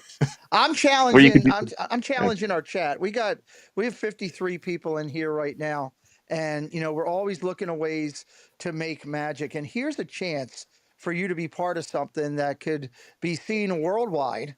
That you can have a small little stake in helping making it come together. Joel has been posting over consistently on his Patreon and keeping it up to date. And there's an opportunity for you that maybe you end up a little part of it here. That's a pretty special thing for you to do. And I have 3 people in that category, and they get voting rights, so they can actually vote on this shot versus that shot, and they also get like complete shots where they get sound. They get pieces of the movie. The lower tiers just get screenshots and a few of the shots without the animation, without the audio. So it's very much like watching a behind the scenes of a Disney movie. I've worked on animated productions like Max Steel and Starship Troopers as a team leader, and there's a lot that goes into the production of a cartoon. So if you have a kid that's interested in learning how a guy like me with literally 32 years worth of entertainment experience is making a movie by himself completely, have your kids, sign up for your kids. This is going to be a family-friendly project. Yes. We do have pirates, we do have elves in it, and there is a fight scene, but there's no violence. There's no violence in this thing, even though there's a fight scene. Okay. Yeah, the people at the higher levels get to see that fight scene. I've already done the fight scene, and let's just say that the little people of Arcross are very smart. They're smarter than they are physically strong. They're mentally strong. So it's a bit of a David and Goliath outcome there. I love it. Welcome into Magic and the Murphys and Roderick Freeman. We're going to keep dropping Joel's Patreon link in there as we go through. I'm sorry. Go ahead, Joel. Well, as a Disney fine artist, I've done really well with understanding storytelling when it comes to just a simple still image. I've broken records at the Epcot Festival of the Arts 2 years in a row. I sold out completely, not just my limited edition, but also the paper prints. I was there for 2 weeks last year, and I didn't have anything to sign at the end of the thing. So I'm tired of just doing the one frame. I want to get back into my roots and go back to the game industry and go back to my storytelling and I went to film school, so I'm finally getting to use those skills for the first time in a very long time. And there's 2 technologies that I think would have taken me out of retirement in the video game industry, and that's virtual reality, which is it's amazing, and AI. I mean, it's just mind blowing. So I really want to talk about AI because it's an incredibly controversial thing. Let's talk and about I understand the controversy. Yeah, I mean, as an artist myself, when I first saw AI, I had the same knee-jerk reaction that everybody else did. Like, this is going to replace me. This is going to make me irrelevant. Couldn't be further from the truth once I started kind of delving into it. If we go back in time to the first movie that was ever shown to people, one of the first movies was called The Great Train Robbery. It's a black and white film. You can look it up in Google and YouTube. The movie shows a cowboy pointing a gun at the camera and firing. When people saw this movie, because they'd never seen a movie before, they ducked. The audience ducked, thinking they were going to get shot at. There was a scene where a train came at the train came at the camera in this movie, and people fled the theater thinking they were going to get hit by a train. They had no idea what they were looking at. Now, obviously, that sounds silly now because we know what movies are, but anytime new technology comes onto the market, we have people that just knee-jerk reaction and they're terrified of what they don't understand. So I'd like to kind of take a moment to kind of explain what's happened here. Okay. So back in the video game industry, I used to hand paint every single texture. Like if I wanted a waterfall, I had to paint like 5 different types of textures, one for the mist, one for the scrolling textures of water with multiple layers, one for the top of the lip where there's, edge details, froth. It took forever. Along came a programmer and not only programmed a perfect waterfall, but made it 1,000 times better looking, right? Okay. Same thing happened in animation. Disney used to have hand-drawn cells with painters, women that would do all the painting of the backs of the cells. Along came computers, and then Disney came along and told all their animators, well, guess what? We're going to start using computers to colorize these things. Not only is it going to make it color consistent, but it's going to give us all kinds of new tools to create shadow and dynamic edges and all these things. And there was a rebellion. There was a massive exodus at Disney. They all said, oh, you're going to destroy animation. Oh, you're just taking the art form out of it.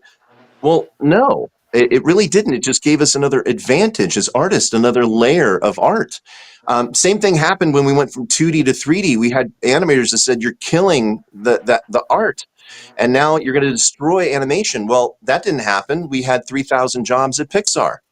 And not only that, 3D is now ubiquitous in architecture, product design. I mean, you can't hire enough 3D artists right now. So here we are again in a new tool that's come on the market. Initially, it was robbing from a very small pool of art. And so if you were doing, if you were prompting something, it would unfortunately, you would be able to recognize the artist that you were stealing from, components that you were stealing from. But we are so far from that that's how it started, but that's not where we are now. Now the library of resources is in the billions, trillions of pieces. So if you want to design a character, you can control down to the detail of the shape of the eyeglasses, the color of the eyeballs, the wrinkle, how wrinkled the character is, the color of the eyebrow. I mean, down to every single little nuanced thing. Every little hair. Yep. That's crazy. Yeah. So I mean, look, we don't till our farmland with oxen anymore, do we? We have tractors. It's Right. better, So instead of being afraid of this technology, thinking it's going to destroy me, I didn't want to be a cobbler. I just see when the head of Pixar comes out and says, look, this is not going to replace artists. We're going to just have artists using these tools to be greater, better storytellers. And I understand there's going to be jobs that are going to be lost, but there's going to be jobs that are going to be made too. I think there's going to be more storytelling art director generalists that will be in animation companies from here on out. I think that's great. We had a great great comment from a couple great comments I want to acknowledge. Spaceship Ears, who you may or may not know his dad's or his grandfather's name. This is John DeCure Sr.'s grandson, who's in here with us now. Oh, wow. John DeCure Jr. obviously worked on. They worked. Yeah, you know the name. Worked on. Of course I do. Yeah. So this is John in here with us tonight, and he says art directors used to think CGI would replace their sets, but it's required their talent even more. So great comment there. Magic and the Murphys, welcome in. Thank you for joining tonight. The use of LED walls in combination with live sets has revolutionized storytelling. It's amazing. Great comment there. Joel is right on, John says, as he's listening to you right there. I also saw that Jay Grubbs came in to join us, and I think EC Travels had to go because God knows what time it is in Tokyo right now. Thank you guys for watching in. So it's nice to have a nice mix in our chat that can keep it up. He says, thanks, Pete. Hi, Joel. Yep, there you go. Saying hello. It does, when you talk about going back to the days of the single cell with Walt approaching to a multi-cell, and then the animation change and where they were going with it and the progression, it seems like that was so far away, but in the realism, it really wasn't that long ago that we were doing that, and how far we've come with this computer-based technology that you can use. Yeah, that's pretty amazing. Here's the thing that's really fascinating about me. So I've been a part of several revolutions in art history. One of them being, I started in the video game industry when we had 16 colors on the computer. 16. Okay. Then we went to 32, then we went to 64, then we had millions, and we had all this resolution. I'm like, oh my God, I can finally have all this freedom because I've got millions of pixels and millions of colors. And then right as I was figuring out how to do a head out of like 5 pixels and try not to make it look flops, boom, we had 3D came on the scene. And then all of a sudden I was trying to make a head out of like 10 polygons. It was right back to square zero. And I saw that revolution, going through, first we had to hand make all the trees. Now we're having programmers make the trees in the water. And it's just amazing. It's amazing what's happened. If Walt was alive today, and he would have known about this technology, I guarantee you he would have been using it. He would have said, wait a second, I could speak this story into existence. I could speak it into existence. Where do I sign up? I mean, he would have loved it, because at the core of it, Walt Disney wasn't a really good artist. People think that he was a really good artist. He really wasn't. He was average, but a great storyteller. He was an incredible storyteller. He had a vision and a mind. It's all going to come down to who has the best story. It's not going to be about how it's done anymore. And I love that, because it gives a guy like me that had no shot at competing with the big boys, and now I'm doing shots that are as good as anything that you'd see on TV right now. I love it. I'm just doing things that are just, and I have a little bit of an advantage over all of the AI prompters out there that don't have 32 years of entertainment skill. And that's that I'm using practical effects on top of all of this stuff. So I'm doing Maya particle effects, and I'm modeling things that AI can't quite do. And I'm layering in effects, and I'm doing practical Foley effects. I'm writing my own soundtrack myself. I wrote music for Steven Spielberg and Stan Winston. I think if my music is good enough for them, it's good enough for everybody else. And so I'm writing my own soundtrack, and I'm doing a lot of the performance. So let me explain my process, because I think this is really going to blow people away, because I'm not just using AI to do this. Okay. It's just another tool. So what I do is I paint a really beautiful picture of what I'm thinking about doing, and I'm a Corel painter master, so I'm painting out concept artwork of a really beautiful background, like a forest or something like that. I'll get a couple of little small mood paintings, and I'll do a really big, beautiful digital painting that I paint myself. Then I'll bring that into Midjourney, and I'll turn it into a real thing. I'll use that tool to make it real. And then I bring that into and then I start designing the characters that I want in that scene. So I'll do like a pirate or an elf or whatever character I want. And that takes a long process. Sometimes I'll concept out the character and do the same technique I did with the background with the character. I'll do a 3D model and kind of get a base idea, but then I'll use Maya to kind of fill in all the gaps and make him real looking. Once I've got that character, I model him, I paste him using Photoshop into that scene, and then I use Kling or Runway to bring that character to life. Now, we're not done doing that. Sometimes you can prompt the character to do a particular thing, like have a particular emotion, or if he's just running or not speaking, then it's really easy to kind of get the character. Well, I shouldn't say easy. It takes like 5 or 6 tries to get the prompt to know what you want it to do. So it's not always perfect. That's why these things cost a lot of money, because it's just like directing a movie. There's like, you're shooting a scene. Oh, that acting wasn't good. I got to shoot it again. Give me another take. So it's very much like traditional directing in that respect. But recently, Runway and Kling and a couple of the programs out there have hit another major milestone. This one is when I decided to do this movie. That's where I could take my camera, my cell phone, and perform in front of a green screen, movement, facial expressions, the performance with my voice. And I could take that video of my camera and apply it to that CG character in the scene. This is something that, back when I was working at Foundation Imaging back in 2000, this is 25 years ago, we had a multi-$1,000 stage that did motion capture. We had one room that would do the motion capture of the body, and then we would have to go to another station that was another multi-$1,000 machine that we would hook on this thing, and it would put all the dots on our face, and it would capture all the facial expressions, and then it would take weeks to get that stuff working right and in a shot. But now with AI, I could use my camera, and it does it in like seconds. Wow. I mean, why wouldn't I want to use that technique? I mean, look, if I'm a director, I'm like, yeah, I don't have thousands of dollars, but I got a camera and I've got AI. I could do this. I could actually perform this. So now there's a real person behind the performance. It's not AI doing the performance, it's me. So just like Tom Hanks in the movie The Polar Express, Mhm. I'm able to perform all of the characters in my short film by myself, just like Tom Hanks did a decade Right, ago. a decade ago.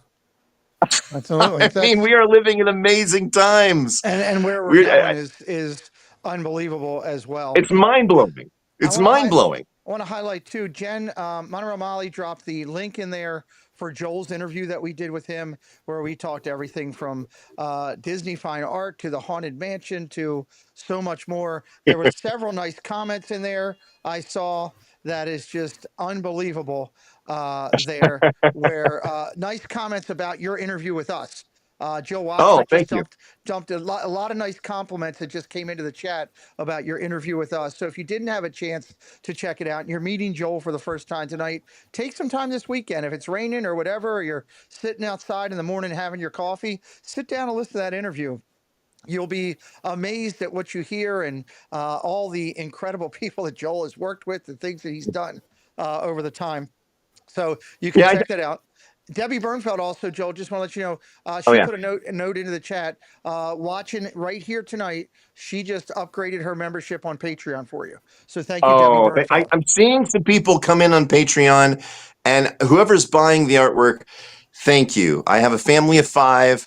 You know, I've kind of this year I wasn't able to go to Epcot, which was like 30% of my income because I had a kidney stone. And I couldn't go. I had a bone spur. I walked 110 miles in 2 weeks last year, and it gave me a bone spur, so I couldn't go. I couldn't go to the Epcot Festival this year, and so it really took a chunk out of my income. So I just kind of went for broke. You know, it's like, you know, sometimes you got to have a dream and believe in yourself. And I think just like Walt Disney, you know, a lot of people have joked over the years that I'm very Walt-like, you know, and I'm flattered, but I'm also not Walt Disney. You know, I'm my own guy. I have my own ideas, my own visions, but I see what they're telling me when they say that, and now I'm kind of living that life. I'm on the same track that he did, and it really makes me feel like we're in a new golden age of storytelling here, and there's an opportunity.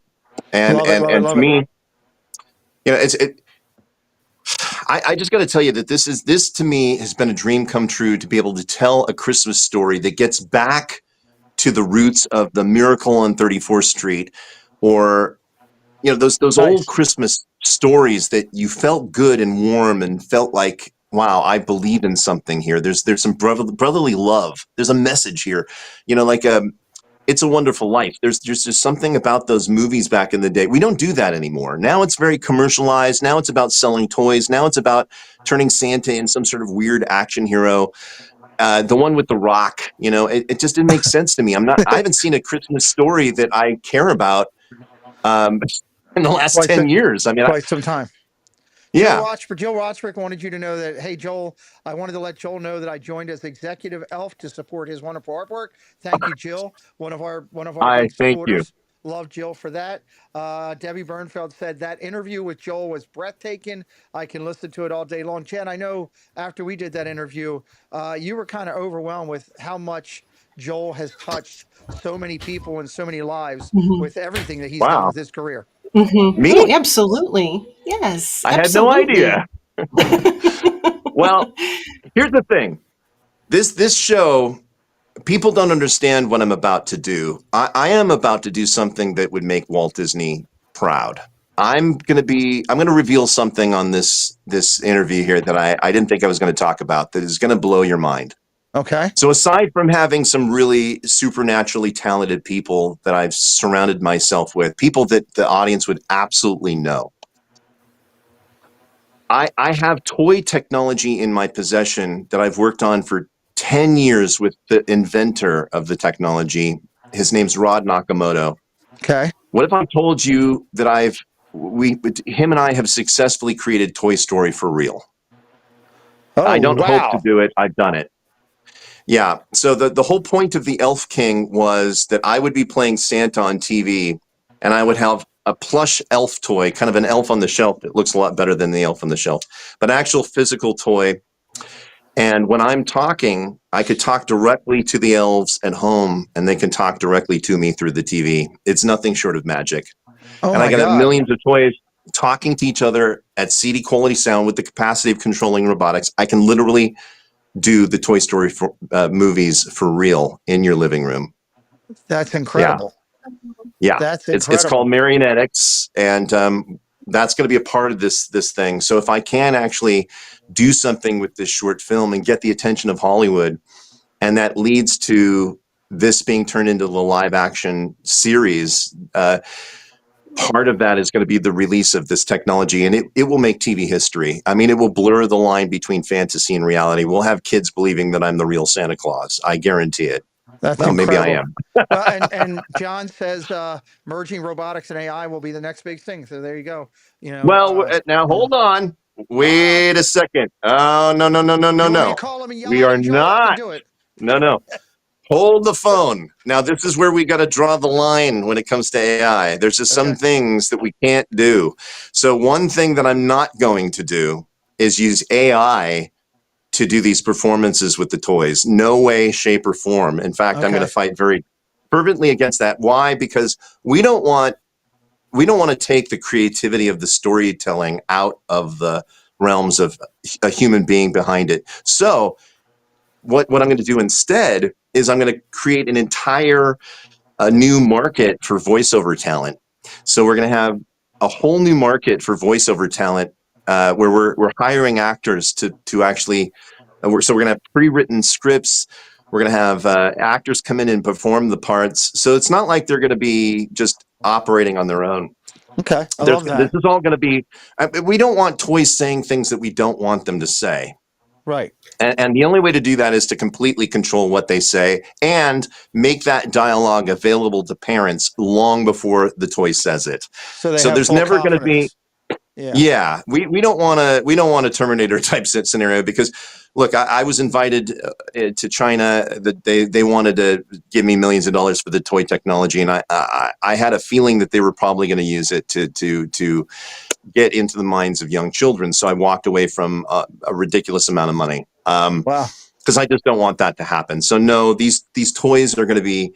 And the robotics are going to be, there aren't going to be any robotics at the beginning. We don't want to scare children. We want it to be a very cushy toy. There's just going to be a little box that we put in the belly that you can, and the cool thing about the toys is you can actually lift up the little pocket, take the unit out, put it in another toy, another character, and you can bring that character to life. So you don't need to spend lots of money on this technology. You just buy the little inexpensive bodies and then change the character. So it's really, I've thought about this for 10 years, trying to create the tiki room in your living room, if you will. Yeah. And we've done it. We've achieved it.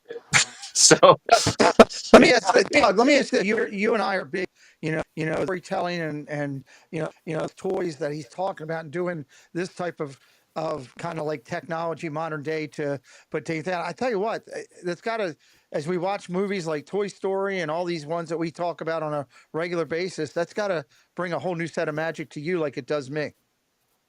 Yeah. I mean, I learned I got to work with Steven and I got to hang out with him one night and I asked him, what's the secret of your success? How did you know that ET was going to be such a big deal? Like, it was so different than everything. Like at the time, aliens just wanted to take over the world, ray gun you to death. I mean, you had this cute little friendly alien. I mean, nobody thought of that. How did you think of that? He's like, well, why should I tell you? And I said, well, maybe I'm working on this thing for you. Maybe that knowledge will make it a better attraction. And so he told me that the greatest stories of all time are stories that people were telling themselves long before the storyteller came along and told them. So I asked him to give me a few examples, and he said, well, when you were a little kid and you went to the bathroom, did you think your toys were playing without you, still playing? And I said, yeah. He said, well, Toy Story was a pretty big success, wasn't it? And he says, when your parents were telling you to put your toys away and you didn't want to do it, wouldn't it have been nice to have like a time machine? You can go back in time and see what kind of kids they were. Were they obedient? I'd have to say Back to the Future was a really big success, wouldn't you? I said, wait a second, Steven, I worked on Titanic. That was the greatest movie of all time. Your philosophy falls apart on the most successful movie in history. Nobody wanted to be on a ship. Everybody was going to die. I mean, that was the worst maritime catastrophe in history. He said, well, actually, that's my best example of my formula. I said, what do you mean? He said, well, how long did Rose know Jack before he was willing to die for her? Was it 1 day or 2? I bet there's a few girls wanted that kind of a guy in their life, willing to die for them. And what about the young, scrappy kid with the lint in his pocket? And he doesn't have anything, but he's got talent. I mean, wouldn't he want to steal away the hot chick from the rich, snobby, jerk? I bet there's a few guys who wanted to be that guy. Yeah, there's a bunch of guys wanted to be that guy. Right. So he taught me a lesson. And this lesson is being applied in this world that I'm building, this Elf King world. I'm doing what Hollywood didn't even think of doing. I'm taking a character that is better than any other fictional character in the world. Why? Because children know he's real. Santa's real to children. I don't have to convince them or trick them into thinking Batman's real. Santa is real. So I've got a character that everybody already knows, but nobody has ever explained why he does the things he does. And you notice in all the Christmas movies, we never know why the elves are elves or where they came from or why they're working for Santa. Not one single Santa movie has ever explained that. I'm doing that in this short film. I'm explaining how they got here, how the nice and naughty list came to be. How did they get their abilities? Well, guess what? Here's the big reveal. I'm gonna let a little bit out right now. So I have a friend who's a little person. He's a famous comedian. I'm not gonna say who it is, but you could probably guess who it is. He's very, very he's been very vocal about Snow White. And I'm not talking about the Game of Thrones guy. I'm talking about a comedian. Okay, you're not talking about the man with the D in his name. You're talking about someone else. Okay. No, I'm talking about Brad Williams. Let me just call him out. So Brad Williams, I got to talk to Brad a little bit, and Brad was none too happy with what Disney did, depriving the little people community of jobs. And I wholeheartedly agree, even though I work with Disney. Sorry, Disney, but that was a big mistake. And look, you paid the price for it, right? Look what happened. They didn't like the CG dwarfs. They didn't. They looked creepy. It had the uncanny valley, and you deprived a whole community of work. And the reason, and this really hit me into my heart really hard when I saw this young woman, a little person, and it turns out that her father was a famous little person actor in a very, very big movie that Time Bandits. And she was on TikTok crying, and I just watched her message, and she said, I just found out that they're doing a sequel to Time Bandits, and they're not using and casting any little people in it.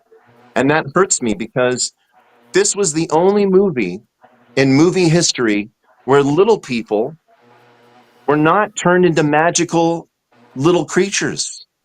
They were just little people acting, and you're depriving us of our part in Hollywood. Mm-hmm. So I reached out to her and I said, you're in my movie, your father's in my movie, everybody's in my show if I get this funded. And then I went to there's an organization that manages, it's a big organization of little people.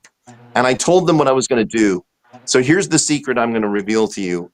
The entire story, The First Elf, is about a town called Arcross, founded by a man who is a little person, and he wanted to go, and he found this place. It's a little inlet that wasn't put on any map. For whatever reason, the map makers missed this little inlet. And so it's really a secret place that nobody knows about. And he builds this little village of tiny homes. And the little people, for the first time, get to be happy and in peace and normal. They're treated normal. Unfortunately, a pirate ship gets caught up in a storm. And like Pirates of the Caribbean with the skeleton, I always went on the Pirates of the Caribbean ride, and I always wondered what that skeleton, in the storm was about. Like, what was his story about? Mm-hmm. Maybe I'm kind of telling that story. So the pirate king gets blown off course and finds this little port town. Right. And he loves it. He's like, this is not on any map. Hold on a second. Little echo right there. Yeah. Sorry. Yeah.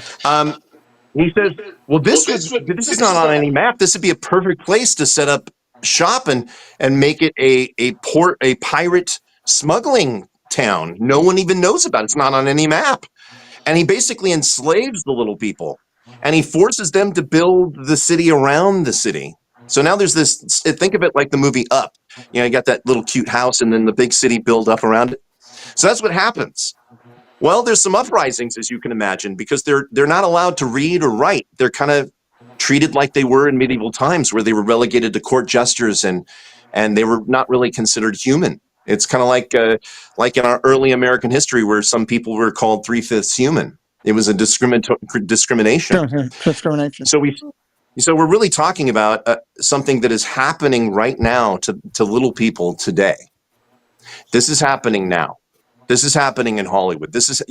How many little people do we see are doctors or lawyers or, anything outside of comedians and entertainers? It's just a horrible thing to treat people that are so special and so unique and so beautiful and relegating them to these jobs. So that's what this story is really about.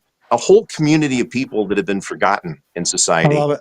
And I'm not just talking about the little people. I'm talking about people with Down syndrome. I'm talking about people with schizophrenia. I'm talking about the people that aren't allowed to participate in entertainment.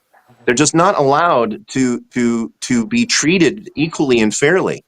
I happen to be friends with a woman who has Down syndrome. Maybe you saw her in Jamie Brewer from American Horror Story. She's going to be in my show. I had the pleasure of meeting somebody that was on the spectrum who was in the Lock and Key, and somebody that has MS. These are the people that are going to be the heroes in this story. Let's just say that there's Nicholas's father, Theo, runs the general store, and the pirate king basically sees all these uprisings, and he says, "I'm tired of these uprisings. You need to get the founder of this town in front of me, and we're going to fix this right now. We're going to nip this in the bud." And he tells Arcross, "Pick your champion, and I'm going to have my champion. And if you win this fight, then I'll make you the governor of Arcross. The whole city will be yours. I'll be your king. But it's better than the alternative, because if my guy wins, I'm going to have you walk off the plank or hang you in the town square, right? And that will stop all these uprisings, and you'll be the example." So there's this very early in the story. There's this battle, this fight with Grundle, and they call him the Stone because it's basically the town's top guard. He's like the founder's bodyguard, and he's the toughest and the smartest. And let's just say it's a David and Goliath moment. And they survive, but unfortunately, they're still kind of relegated to being in the back of the house. So if you go into a tavern, they're not allowed to be in the front of the house, but they're in the back cooking all the food and doing all the things. They're not allowed to read books, but guess what? They're in the back making the books and reading all the books. So despite being told that they're nothing and worthless, it turns out that they're the smartest, most amazing crafts people. They have to rely on their crafts to survive because they're not allowed to be a part of the city. Well, at some point they've had enough. They decide that they want to burn the city to the ground. Okay. And then Theo, which will ultimately be, again, this is a prequel to the Elf King, Theo, which is going to be Nicholas's father, which is actually, if you go back in the original story of St. Nicholas, that Theo was his name. Theo gives them an out. He's found this forest that's in a really remote area, difficult to get to, that no one knows about. And he says, I'll let you sell your wares in my store, and no one will know where these things come from. And I'll give you all the money. And you won't have to be in the back of the house being their slaves anymore. You could use this money to build your own city away from everybody. I know you have to start over, but it's a lot better than being just like them and burning to the ground. So they take his offer. They go build this amazing place called the Aurora City. But unfortunately, they built it next to something that is going to risk it all. And I'm just going to leave that cliffhanger there. Okay. And they just kind of have to rely on God to save them. And God does save them. In fact, God turns them into X-Men. God gives them abilities that they wouldn't have otherwise had. And let's just say the little people of our cross become the heroes in I the love it. story. It's not about Santa Claus. It's about the little people being the featured heroes in this story. So Well, if you like something like that, if that appeals to you, if that hits you in the heart and you want to champion it, less than the price of a cup of cocoa a month, you can follow me and watch this thing come to life. And every single day, you're just going to be blown away by what I'm doing. I love it. I love it. Real quick, a lot of great comments again in the chat. I didn't want to interrupt, and I appreciate you guys all doing that. Tina, being a photographer that you are, and all this, hearing all this story that is graphically telling a story that has to really appeal to you. Absolutely. Yeah, I mean, come Let on. me go to If you're a Tina for. photographer, you got to love this, Yeah, right? Tina, what do you think? Absolutely. I'm just looking and listening to everything, and you see me going off. My colors are changing on my screen because I'm clicking on websites, all of his websites, and I'm looking at stuff, and I'm sitting here and I'm going, "Holy cow!" It resonates. It really hits. I love it. Absolutely. I got the winning lottery ticket. I really do. I have a story that is so. By the way, it's a franchise. This is going to be bigger than Harry Potter and Lord of the Rings. If there's a producer out there that's listening to me, you better reach out because you're going to miss the boat, and then you're going to be kicking yourself in the butt when you couldn't get in at this stage. Because we have a lot. We literally have everything we need. We just need financing for the show at this point. So we're shopping it around. We got a few meetings with some big people, Netflix and Amazon. We got some people that we're meeting with here soon in May that might go for it. But no one wants to take a risk on anything new in Hollywood. Name an original movie or name an original game or television show. It's all been done before. I'm bringing something that's truly familiar to you, but very new. It's Very so new. original. It I is love very it. original. So two things I want to do, because I know we're coming to the top of the hour and close to the end of our show. I want to talk to Joel real quick for 1 second, just about his art and on his website here. I want to remind everybody that, again, we're dropping his Patreon in throughout the night. You can support him all the way through with that. Joel, one of the things I want to let you know tonight is we'll talk offline, but if you want to get me a screenshot layaway or a small little 15, 20-second promotional that I can play on my channel, and we can drop your Patreon in to continue to help you. I want to do that for you at gratis to help you out with your focus and where you're trying to get to. If I can keep getting your message out there to multiple people who may not be here tonight, but who come in through our multiple shows throughout the week, it would be my honor. We can talk about that off screen for trying to figure a way to help you do that more. Let's talk for a second real quick. Obviously, you acknowledged that you were not at the festival this year. We were down there looking for you, trying to find you, and you couldn't do it. But you are doing a lot of your art on your website. We've been dropping that in. Tell everybody real quick what you've put over there recently and what all they can find. Yeah, so the stuff that's on my site. Look, I love Walt Disney. Walt Disney is the reason why Joel Payne exists. I mean, he's the one that inspired my entire career. So I just like all the same things that he liked: pirates and scary haunted houses. And I mean, this is something that even before I saw movies that Disney did, I was into this stuff, ghosts and monsters and stuff like that. So a lot of the stuff is like castles and pirates and mermaids and all the things that I like. And, being a Corel painter master, I'm digitally painting these things, but I have a mixed media process. So half of it is traditional acrylic and half of it is either 3D modeling, where I'm using Maya to build backgrounds and stuff like that. The 50th anniversary Haunted Mansion celebration painting took me 2 years to create. I built the entire mansion down to the every single little inch. I mean, the doorknob and everything. I built everything. It took me 2 years. I nearly went blind painting that painting. Ironically, later I would get to play the ghost host for some Disney events for Garner Holt, who did the overlays of the Haunted Mansion. So I got to do the ghost host voice, introducing Kim Irvine, whose mother played Madame Leota. Madame Leota. Yeah. So if you want a painting of a scary looking haunted house, or you're wanting skeletons and ghosts, well, you'll be getting it from the ghost host. they directly from the ghost host. And one comment I'll throw out there. real quick is that Chris Crump, whose dad Oh, created the Haunted Mansion, Chris was a guest of our channel, and I've talked to him a couple times since then, and he actually acknowledged your work, your painting that you gave to Leota Tomb's daughter, and how nice and quality it was. wow. So I had no that's idea. I did yeah. that. A friend of his commissioned that. So what happened? Let me just, so the audience doesn't know what happened there. So there was a picture of him and his brother as young boys sitting in Bob Gurr, who's a friend of mine, in that beautiful fire truck, right? But his father wasn't in the picture. So I recreated that scene, but I put his father standing next to the boys in the fire truck with Walt Disney on the other side of the truck behind him. So that's one of the things this is the whole point of me creating wishpictures.com, because I wanted to give people anything that they wish. You want to be a mermaid, send me a picture and I'll turn you into a mermaid or a Oh, pirate Molly or wants whatever. to be a mermaid. No, Yeah. okay. No. So yeah, I mean, that's kind of amazing to honor these people that I've just been amazed by my whole life. I mean, Bob Gurr, I was friends with Xavier Atencio, Alice Davis. I got to go to Alice's house and see Mark Davids' stuff. I mean, these are, Joanna Miller. I mean, I've gotten to hang out with my heroes, basically.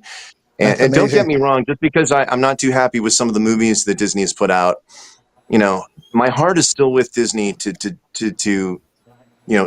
do great things and to bring family entertainment back. I mean, I really hope that Disney gets back to its roots. I mean, this is the reason why I fell in love with Disney. And so it's been kind of heartbreaking seeing what's happened with the last few movies that have come out that haven't done very well. I don't want to make that mistake. I want to go back to what Walt was about with World of Color and that wonder of magic and keeping politics and just getting back to the good versus evil stuff. You know what I mean? And keeping it straightforward without getting too deep in the woods about things. I love that. So for me, having access to this technology has kind of brought me back to life. When you're working for other people your entire career, and other game companies, they were making millions of dollars off of the things that I was doing, and I was just getting a salary, and at the end of it, laid off, or the industry would get tough. And I really feel for the first time that if I have fans that believe in me, the wind beneath my wings, I will be able to achieve this because I have the support of people that believe in me. You know what I mean? I love that. Nothing is more rewarding than that, because I want to do it for all the people that are championing this. All the $5 people, every comments, everybody that champions this thing. I'm doing it for you. I mean, the end has to be you're happy with it and you're proud of what I did. Love it. I'm not doing it for me. I'm doing it for everybody. I love it. This has been awesome tonight, and sit and talk with Joel. I know we're coming to the final few minutes of our show. If you guys, the ladies, Joel and Doug, would hang tight for 1 second, I just want to highlight a couple quick things, and we'll come back for a final thought with everybody here. Just a reminder, everybody, coming up, a couple quick things. Sunday night, we've got a big interview with the ladies with Rob Fuzz, 6 o'clock Eastern Time, 3 o'clock West Coast. Rob has been around for quite some time in our community. He works and promotes concerts. He is tight with Bon Jovi. We've got some great Bon Jovi stories. We've got all kind of stuff coming in with Rob, talking about things that he's done. That's going to be a blast. Come that. We've had Joel Payne. We had an incredible interview with him. We've dropped the links in there a couple times for you to go back and check out. Coming up in the next couple weeks, Jen and I have 4 amazing interviews coming up. This coming Tuesday, it's James Warda. He has written the book, How Did Disney Do This? He's written it with 2 Disney Imagineers. It's been fully appreciated and supported by Disney so much. They've had him out at all the circuits doing it, and they've encouraged him to write a second follow-up to this, and we're going to talk more about that this coming week. Jason Crispin will be on the show with us coming up June 17th, an amazing Star Wars inspired artist, and we're looking forward to talking with him. Look at his tattoo. It's amazing as is. So come in and join us for dialogues with Jason. Also coming up, Scooter. The art of Scooter will be with us May the 13th. Scott is an amazing individual, does a lot of work for charity out there, and we've been working with Scooter after we did, for those who know, that Noah's Fine Art, who is very tight with Scott. We did the interview with Noah. He liked it so much and appreciated what we did. He reached out to Scott and said, "Hey, you really got to get over here with these people." So we're going to get Scooter coming in, and just recently also booked Stephanie LeBaris will be here. She does a ton with Disney, also with Golden Books, also with Star Wars. She does the new Young Jedi's program. So we're excessively excited about that. And I want to remind everybody of our big stream that I am building toward, which is where we are going to be raising hopefully a ton of money. And that is Live for a Cause, where we're going to be raising money for our military charity. I'm excited for this. 97% of every penny that goes in goes directly to the soldiers and their families. These are across all branches. This charity was created by some amazing women that were spouses of soldiers that came back either hurt or came back deceased. And this charity does everything from help soldiers get brand new wheelchairs that might need them, to paying for their college for their kids, just about everything you can imagine. They work with the soldiers from the time they come home and selected till the time they pass. We've already raised $3,900 this year. We're trying to get up to 75 by our June event, June 14th, Flag Day. We're going to show you the ceremony takedown of the flag at Magic Kingdom. We'll be there all night, and every penny that comes in goes directly to this event. So we're really excited about that, and I hope that you'll come back in and join us June 14th for what we're going to do there. I'm gonna let our guests go last, because I think that's always the appropriate thing to do as we go through. So final thought of the night, Douglas, you've been so nice to sit there and take care of your dog. Yeah, and I had to take a phone call. I apologize for that. No, it was a great night. We had a lot of good news and merch, and I tell you what, this gentleman above me, absolutely brilliant. I can't wait to see the finished product, and I really appreciate you speaking on getting back to family entertainment. Yeah. You know, because Yeah. you know, and like you said, Hollywood has gone away from it, Yeah. and it needs to come back. I love it. Love So it. thank you so much. It has to come back. Love it. Yeah. Doug will be live tomorrow morning in the morning on his channel. That'll be the Zippity Doo Doug channel, 8 a.m. Is that right for your morning show, Coffee Talk? Yep. 8 a.m. Again, and I also want to say thank you to so many people in the chat at the beginning of the chat. I know Doug truly appreciates. He mentioned that he has gotten a ton of calls and acknowledgments today here on the passing of his mom just the other day. So a lot of love for you to Doug tonight, and we love you and your family for 100%. Miss Tina Marie, your final thought of the night? Hi. My final thought of the night. It's another great Friday night. What can I say? It's always a good night when I get to sit here in the seat and hang out with my friends and meet some extraordinary people. Joel, it's been an honor to be able to sit here and just listen to your stories and listen to your project. And I really am praying for you, and I know God will bring this to fruition. I have complete faith.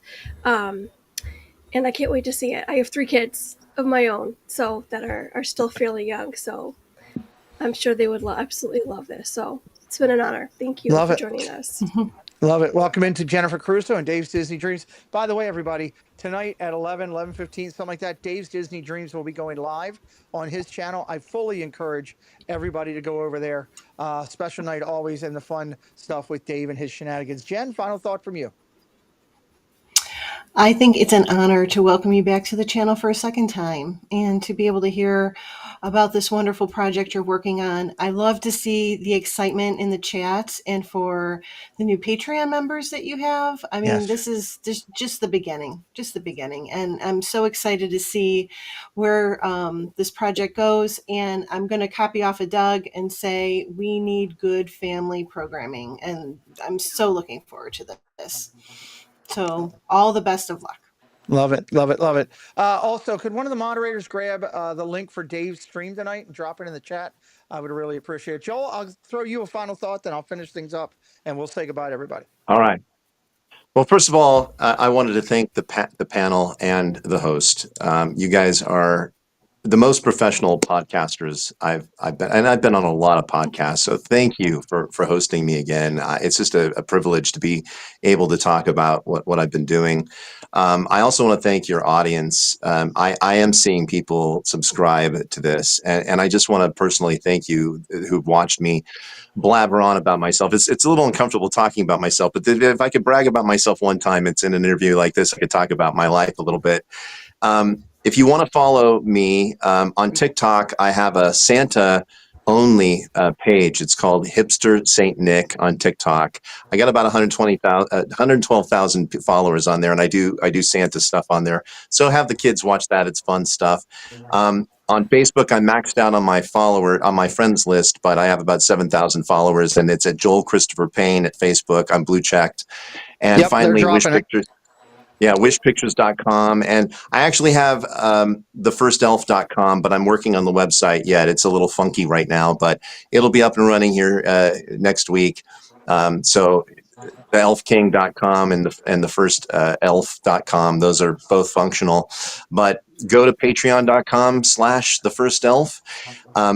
Do what that dentist did, but you don't need 1,000. You only need $5, and support the arts, support a guy that's been doing this a long time. I have 4 children. I raised my twin daughters from birth by myself while I was had a 2-year-old at the time. I did it completely by myself while I was reinventing myself as an artist, and I looked around at the products that would support my family values, and I found nothing. And it really just broke me. And I felt like I had to do something here. So I created Friendlians. It's going to be on television in a brand new network called the World Trust Network that's going to be competing directly with Netflix and Amazon and Hulu. And that'll be coming out next month. It's already in the school systems in 120,000 schools on the World Trust Network. We launched in March. So my show Friendlians, which is teaching family values and life lessons using evidence-based research to teach kids how to be good. I guess that's what Santa would be doing, right? Yes, I would hope. But thank you so much for hosting me again. It's been a pleasure being on your show again. I can't thank you enough. Thank you. I'm going to finish up with a couple things tonight. First, I want to say thank you to all the moderators working together as a team, trying to make things happen. Moderators are needed and key to my success. I'm grateful to you all. Thank you so much. Second, all the members of our channel that support and keep us thriving and going over here. Thank you for taking the time to bless our channel and finding magic and happiness with us and believing in what I do each and every day to try to bring the magic to your channel. I want to thank my broadcasting friends here. Doug will be live tomorrow at 8 a.m. doing Coffee Talk. Tina's doing all kind of stuff on her channel with some different videos, her photography stuff. She's doing the game show, T. Marie's Place. Everybody, you should know it. Of course, Jen can be found over here with us doing so many interviews. Mona Romali just did a great job revamping the whole front of her YouTube page. You got to go over and check it out.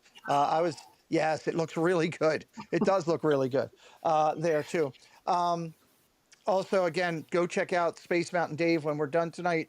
And finally, Joel, I just got to say that, the value of a friendship can never be told in dollars and cents. The value of a friendship can always be told in the exchange that people have for one another, the support they have for one another, the believing that you have. And it's been an honor for me to get to know you. You and I have had many exchanges where I've texted you out of the blue and just chatting on this or that or trying to do things, and to be able to call you and say that you're my friend is a huge to me. The honor is mine, man. The honor is mine. Seriously, you're just an amazing person. So I'm glad I ran into you. Thank you. A lot of people don't know that. A lot of people don't know because I try not to over publicize things, but I am going to acknowledge it right here as Joel's out here asking for a little support. When you guys sit at home and watch these shows that we do, when Jen and I were trying to pull this together, when Doug, Tina, Jen and I are working on this Friday night show, when we ran into Joel, this is a true story. I was actually over there seeing, what was it? Was it Mike I was seeing that day? I think it was, was it Mike? Yeah, I was going to see Mike. So I was stopping by to see another artist, Michael Provenza, I believe it was. I think it was Mike Provenza that I was going to see. Yeah, it was Mike. Yep. That's my friend Mike. so I was stopping by to see Mike. I had interviewed Mike in the past, and I was starting on the to revamp dialogue. So we were going to change it, make it better, and put a lot of energy into it. And he was standing talking with Joel, and Mike said hello to me, and then introduced me to Joel. And Mike said, "Hey, if you, I think it was something to the effect of, if you give this guy a chance, you won't go wrong." And Joel was not only kind enough to talk to me right there, but we talked and we said, hey, we'll get together and try to see if we can work something out. As we were coming back around, Joel's at his booth, and I'm going through walking with my son. And here's a gentleman I just met. Didn't know if I was truly going to get an interview with him.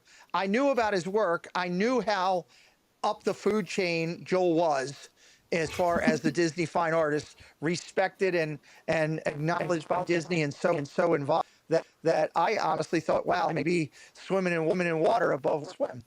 And as we were coming around with him, my son goes, Dad, there's a gentleman we just met. And I was like, and Molly was sitting there, and Molly looks over at us, and I had Preston on the phone, and Preston's like, he's back over in this, and Preston was giving me stuff, and Jen looks over and she goes, yeah, there's Joel. And what do you remember what Joel did? He looked up at us and waved and said, hey guys, great to see you again.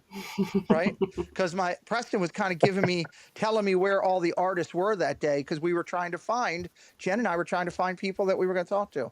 And I turned to Jen after I said that. I said, that's amazing that he would, stop what he was doing in the middle of his artist stuff and say hello to us as we were just walking by after just meeting him. Well, here's a little detail you left out that you didn't know. So what I was doing at Mike's booth was I was going to different booths like Noah's booth. These are all my competition. See, I work directly with the parks, but I think Mike works with fine art. Fine art. So technically he's a competitor. He's a competitor of mine. But every time I go to the Epcot Festival, I just feel like it's a brotherhood. I think that artists should be supporting other artists. So I actually went around with my big, massive fan base, and I was doing live shots at Mike's booth. I actually got in trouble for doing that. Disney said I was self-promoting. I had to show them the lives to say, no, I wasn't self-promoting. I was sharing my audience with my competitors. Exactly, you were. And so that's actually what I was doing. Well, it was I got in nice trouble for that, but I felt bad about that. But it was nice that like Jen turned to me as we walked and kept walking, and Jen said, "That's going to be a great interview if we get it." And I say this a lot. Once again, Jen was right on that, because our interview with you was absolutely incredible. But moreover, after the interview, two things have happened. One, my friend Joel has reached out to some different people to try to help us get some other guests. Okay. And I can tell you, watching this show tonight, and Jen was on the phone with me this year when I was down there talking as I was walking, trying to find artists. How many times, Jen, did I walk up and say, let me introduce myself. Hey, by the way, I've interviewed Joel Payne, Michael Provenza, Dave Avarilla, and everybody, the minute I said Joel's name, everybody kind of perked up a little bit and was willing to talk to me a little bit more. So you've been helping me along the way. So I'm truly grateful. I love the dialogue show because it brings to our audience so many incredibly talented people. So I truly thank you for that. So guys, if you get the chance, do me a favor. No, she doesn't need the clip of me telling Jen was right as her ringtone, Stacy. Go to bed, Stacy. We don't need that. We have enough of that ringtones there. Yes, we do. I can't play Tina's. Mike Wheeler, I know you're listening. Clip that for me. No. Oh, where did Jen go? Where'd she go? Oh. She got in trouble. She ditched us. Oh, something must have happened. That's weird. But So, anyway, before we go, yes, I'll do this little fun thing for you. Okay. Maybe you'll recognize this guy. I'm going to do a little fun thing for you. All right, here we go. Okay. Welcome, foolish mortals, to the Haunted Mansion. I am your host, your ghost host. Kindly step all the way in, please. There's room for everyone. There's no turning back now. Oh wow, Good that night. is amazing. That is absolutely. That's a sound clip. Mike Wheeler, if you I actually turned that. I only did that. I turned that into a ringtone every time I call my wife's phone. That's what comes up. Let me ask you this, Joel. Could you do me one favor? Could you Yes. do that? Could you do the ghost host voice, saying, "Ladies and gentlemen," or whatever, you're watching the Pete McDevitt show, enjoy, or something like that? Could you do that for me? The Pete McDevitt Show? Yeah, could you do that for me? Yes. Welcome, foolish mortals, to the Pete McDevitt. Oh, I flubbed it right on. You say your last name? That was Yes, Pete McDevitt It's a Show. it's a tongue twister. Pete Nick. How do you say it? McDevitt. How do you say your last name? McDevitt. Nick Kevitt? Mick Devitt. Nick Devitt. Devitt. Holy crap. Yes, All right. I Nick know. Devitt. Ready? Yep. Welcome, foolish mortals, to the Pete. Oh God. I'm going to record this perfectly for you and send you something that's not through a cell phone. You're putting me on the spot, man. There we go. Okay. My we'll do it. ADHD is going off the rails. I'm like distracted. I will send you a sample. I will send you a sample. You're making me nervous. Every time I try to do lines in front of people, this is why I'm going to have to struggle with acting. The second I'm put on the spot, I get nervous. So I'll record it, and then I'll send you a nice, high quality waveform. I'll do it properly. Molly In lost fact, her I'll put a internet. little. I'll put a little magic music behind it. It'll make it proper. All right. All right. I love it. Thank you so much, I'll guys. send it to you on your cell phone. Hit up his Patreon. It's an amazing opportunity. Went a little bit over tonight. Thank you. Go check out Space Mountain Dave. He's going to be live in a few minutes. Everybody hang tight right here, and I'm going to play our outro as we go out here. So let's do boom. Hey, it's Tim and Jen Tracker, and you're watching The Pete McDevitt Show. We'll be right back. Hey friends, it's Nate from Paging Mr. Morrow, and you're watching The Pete McDevitt Show. We'll be right back.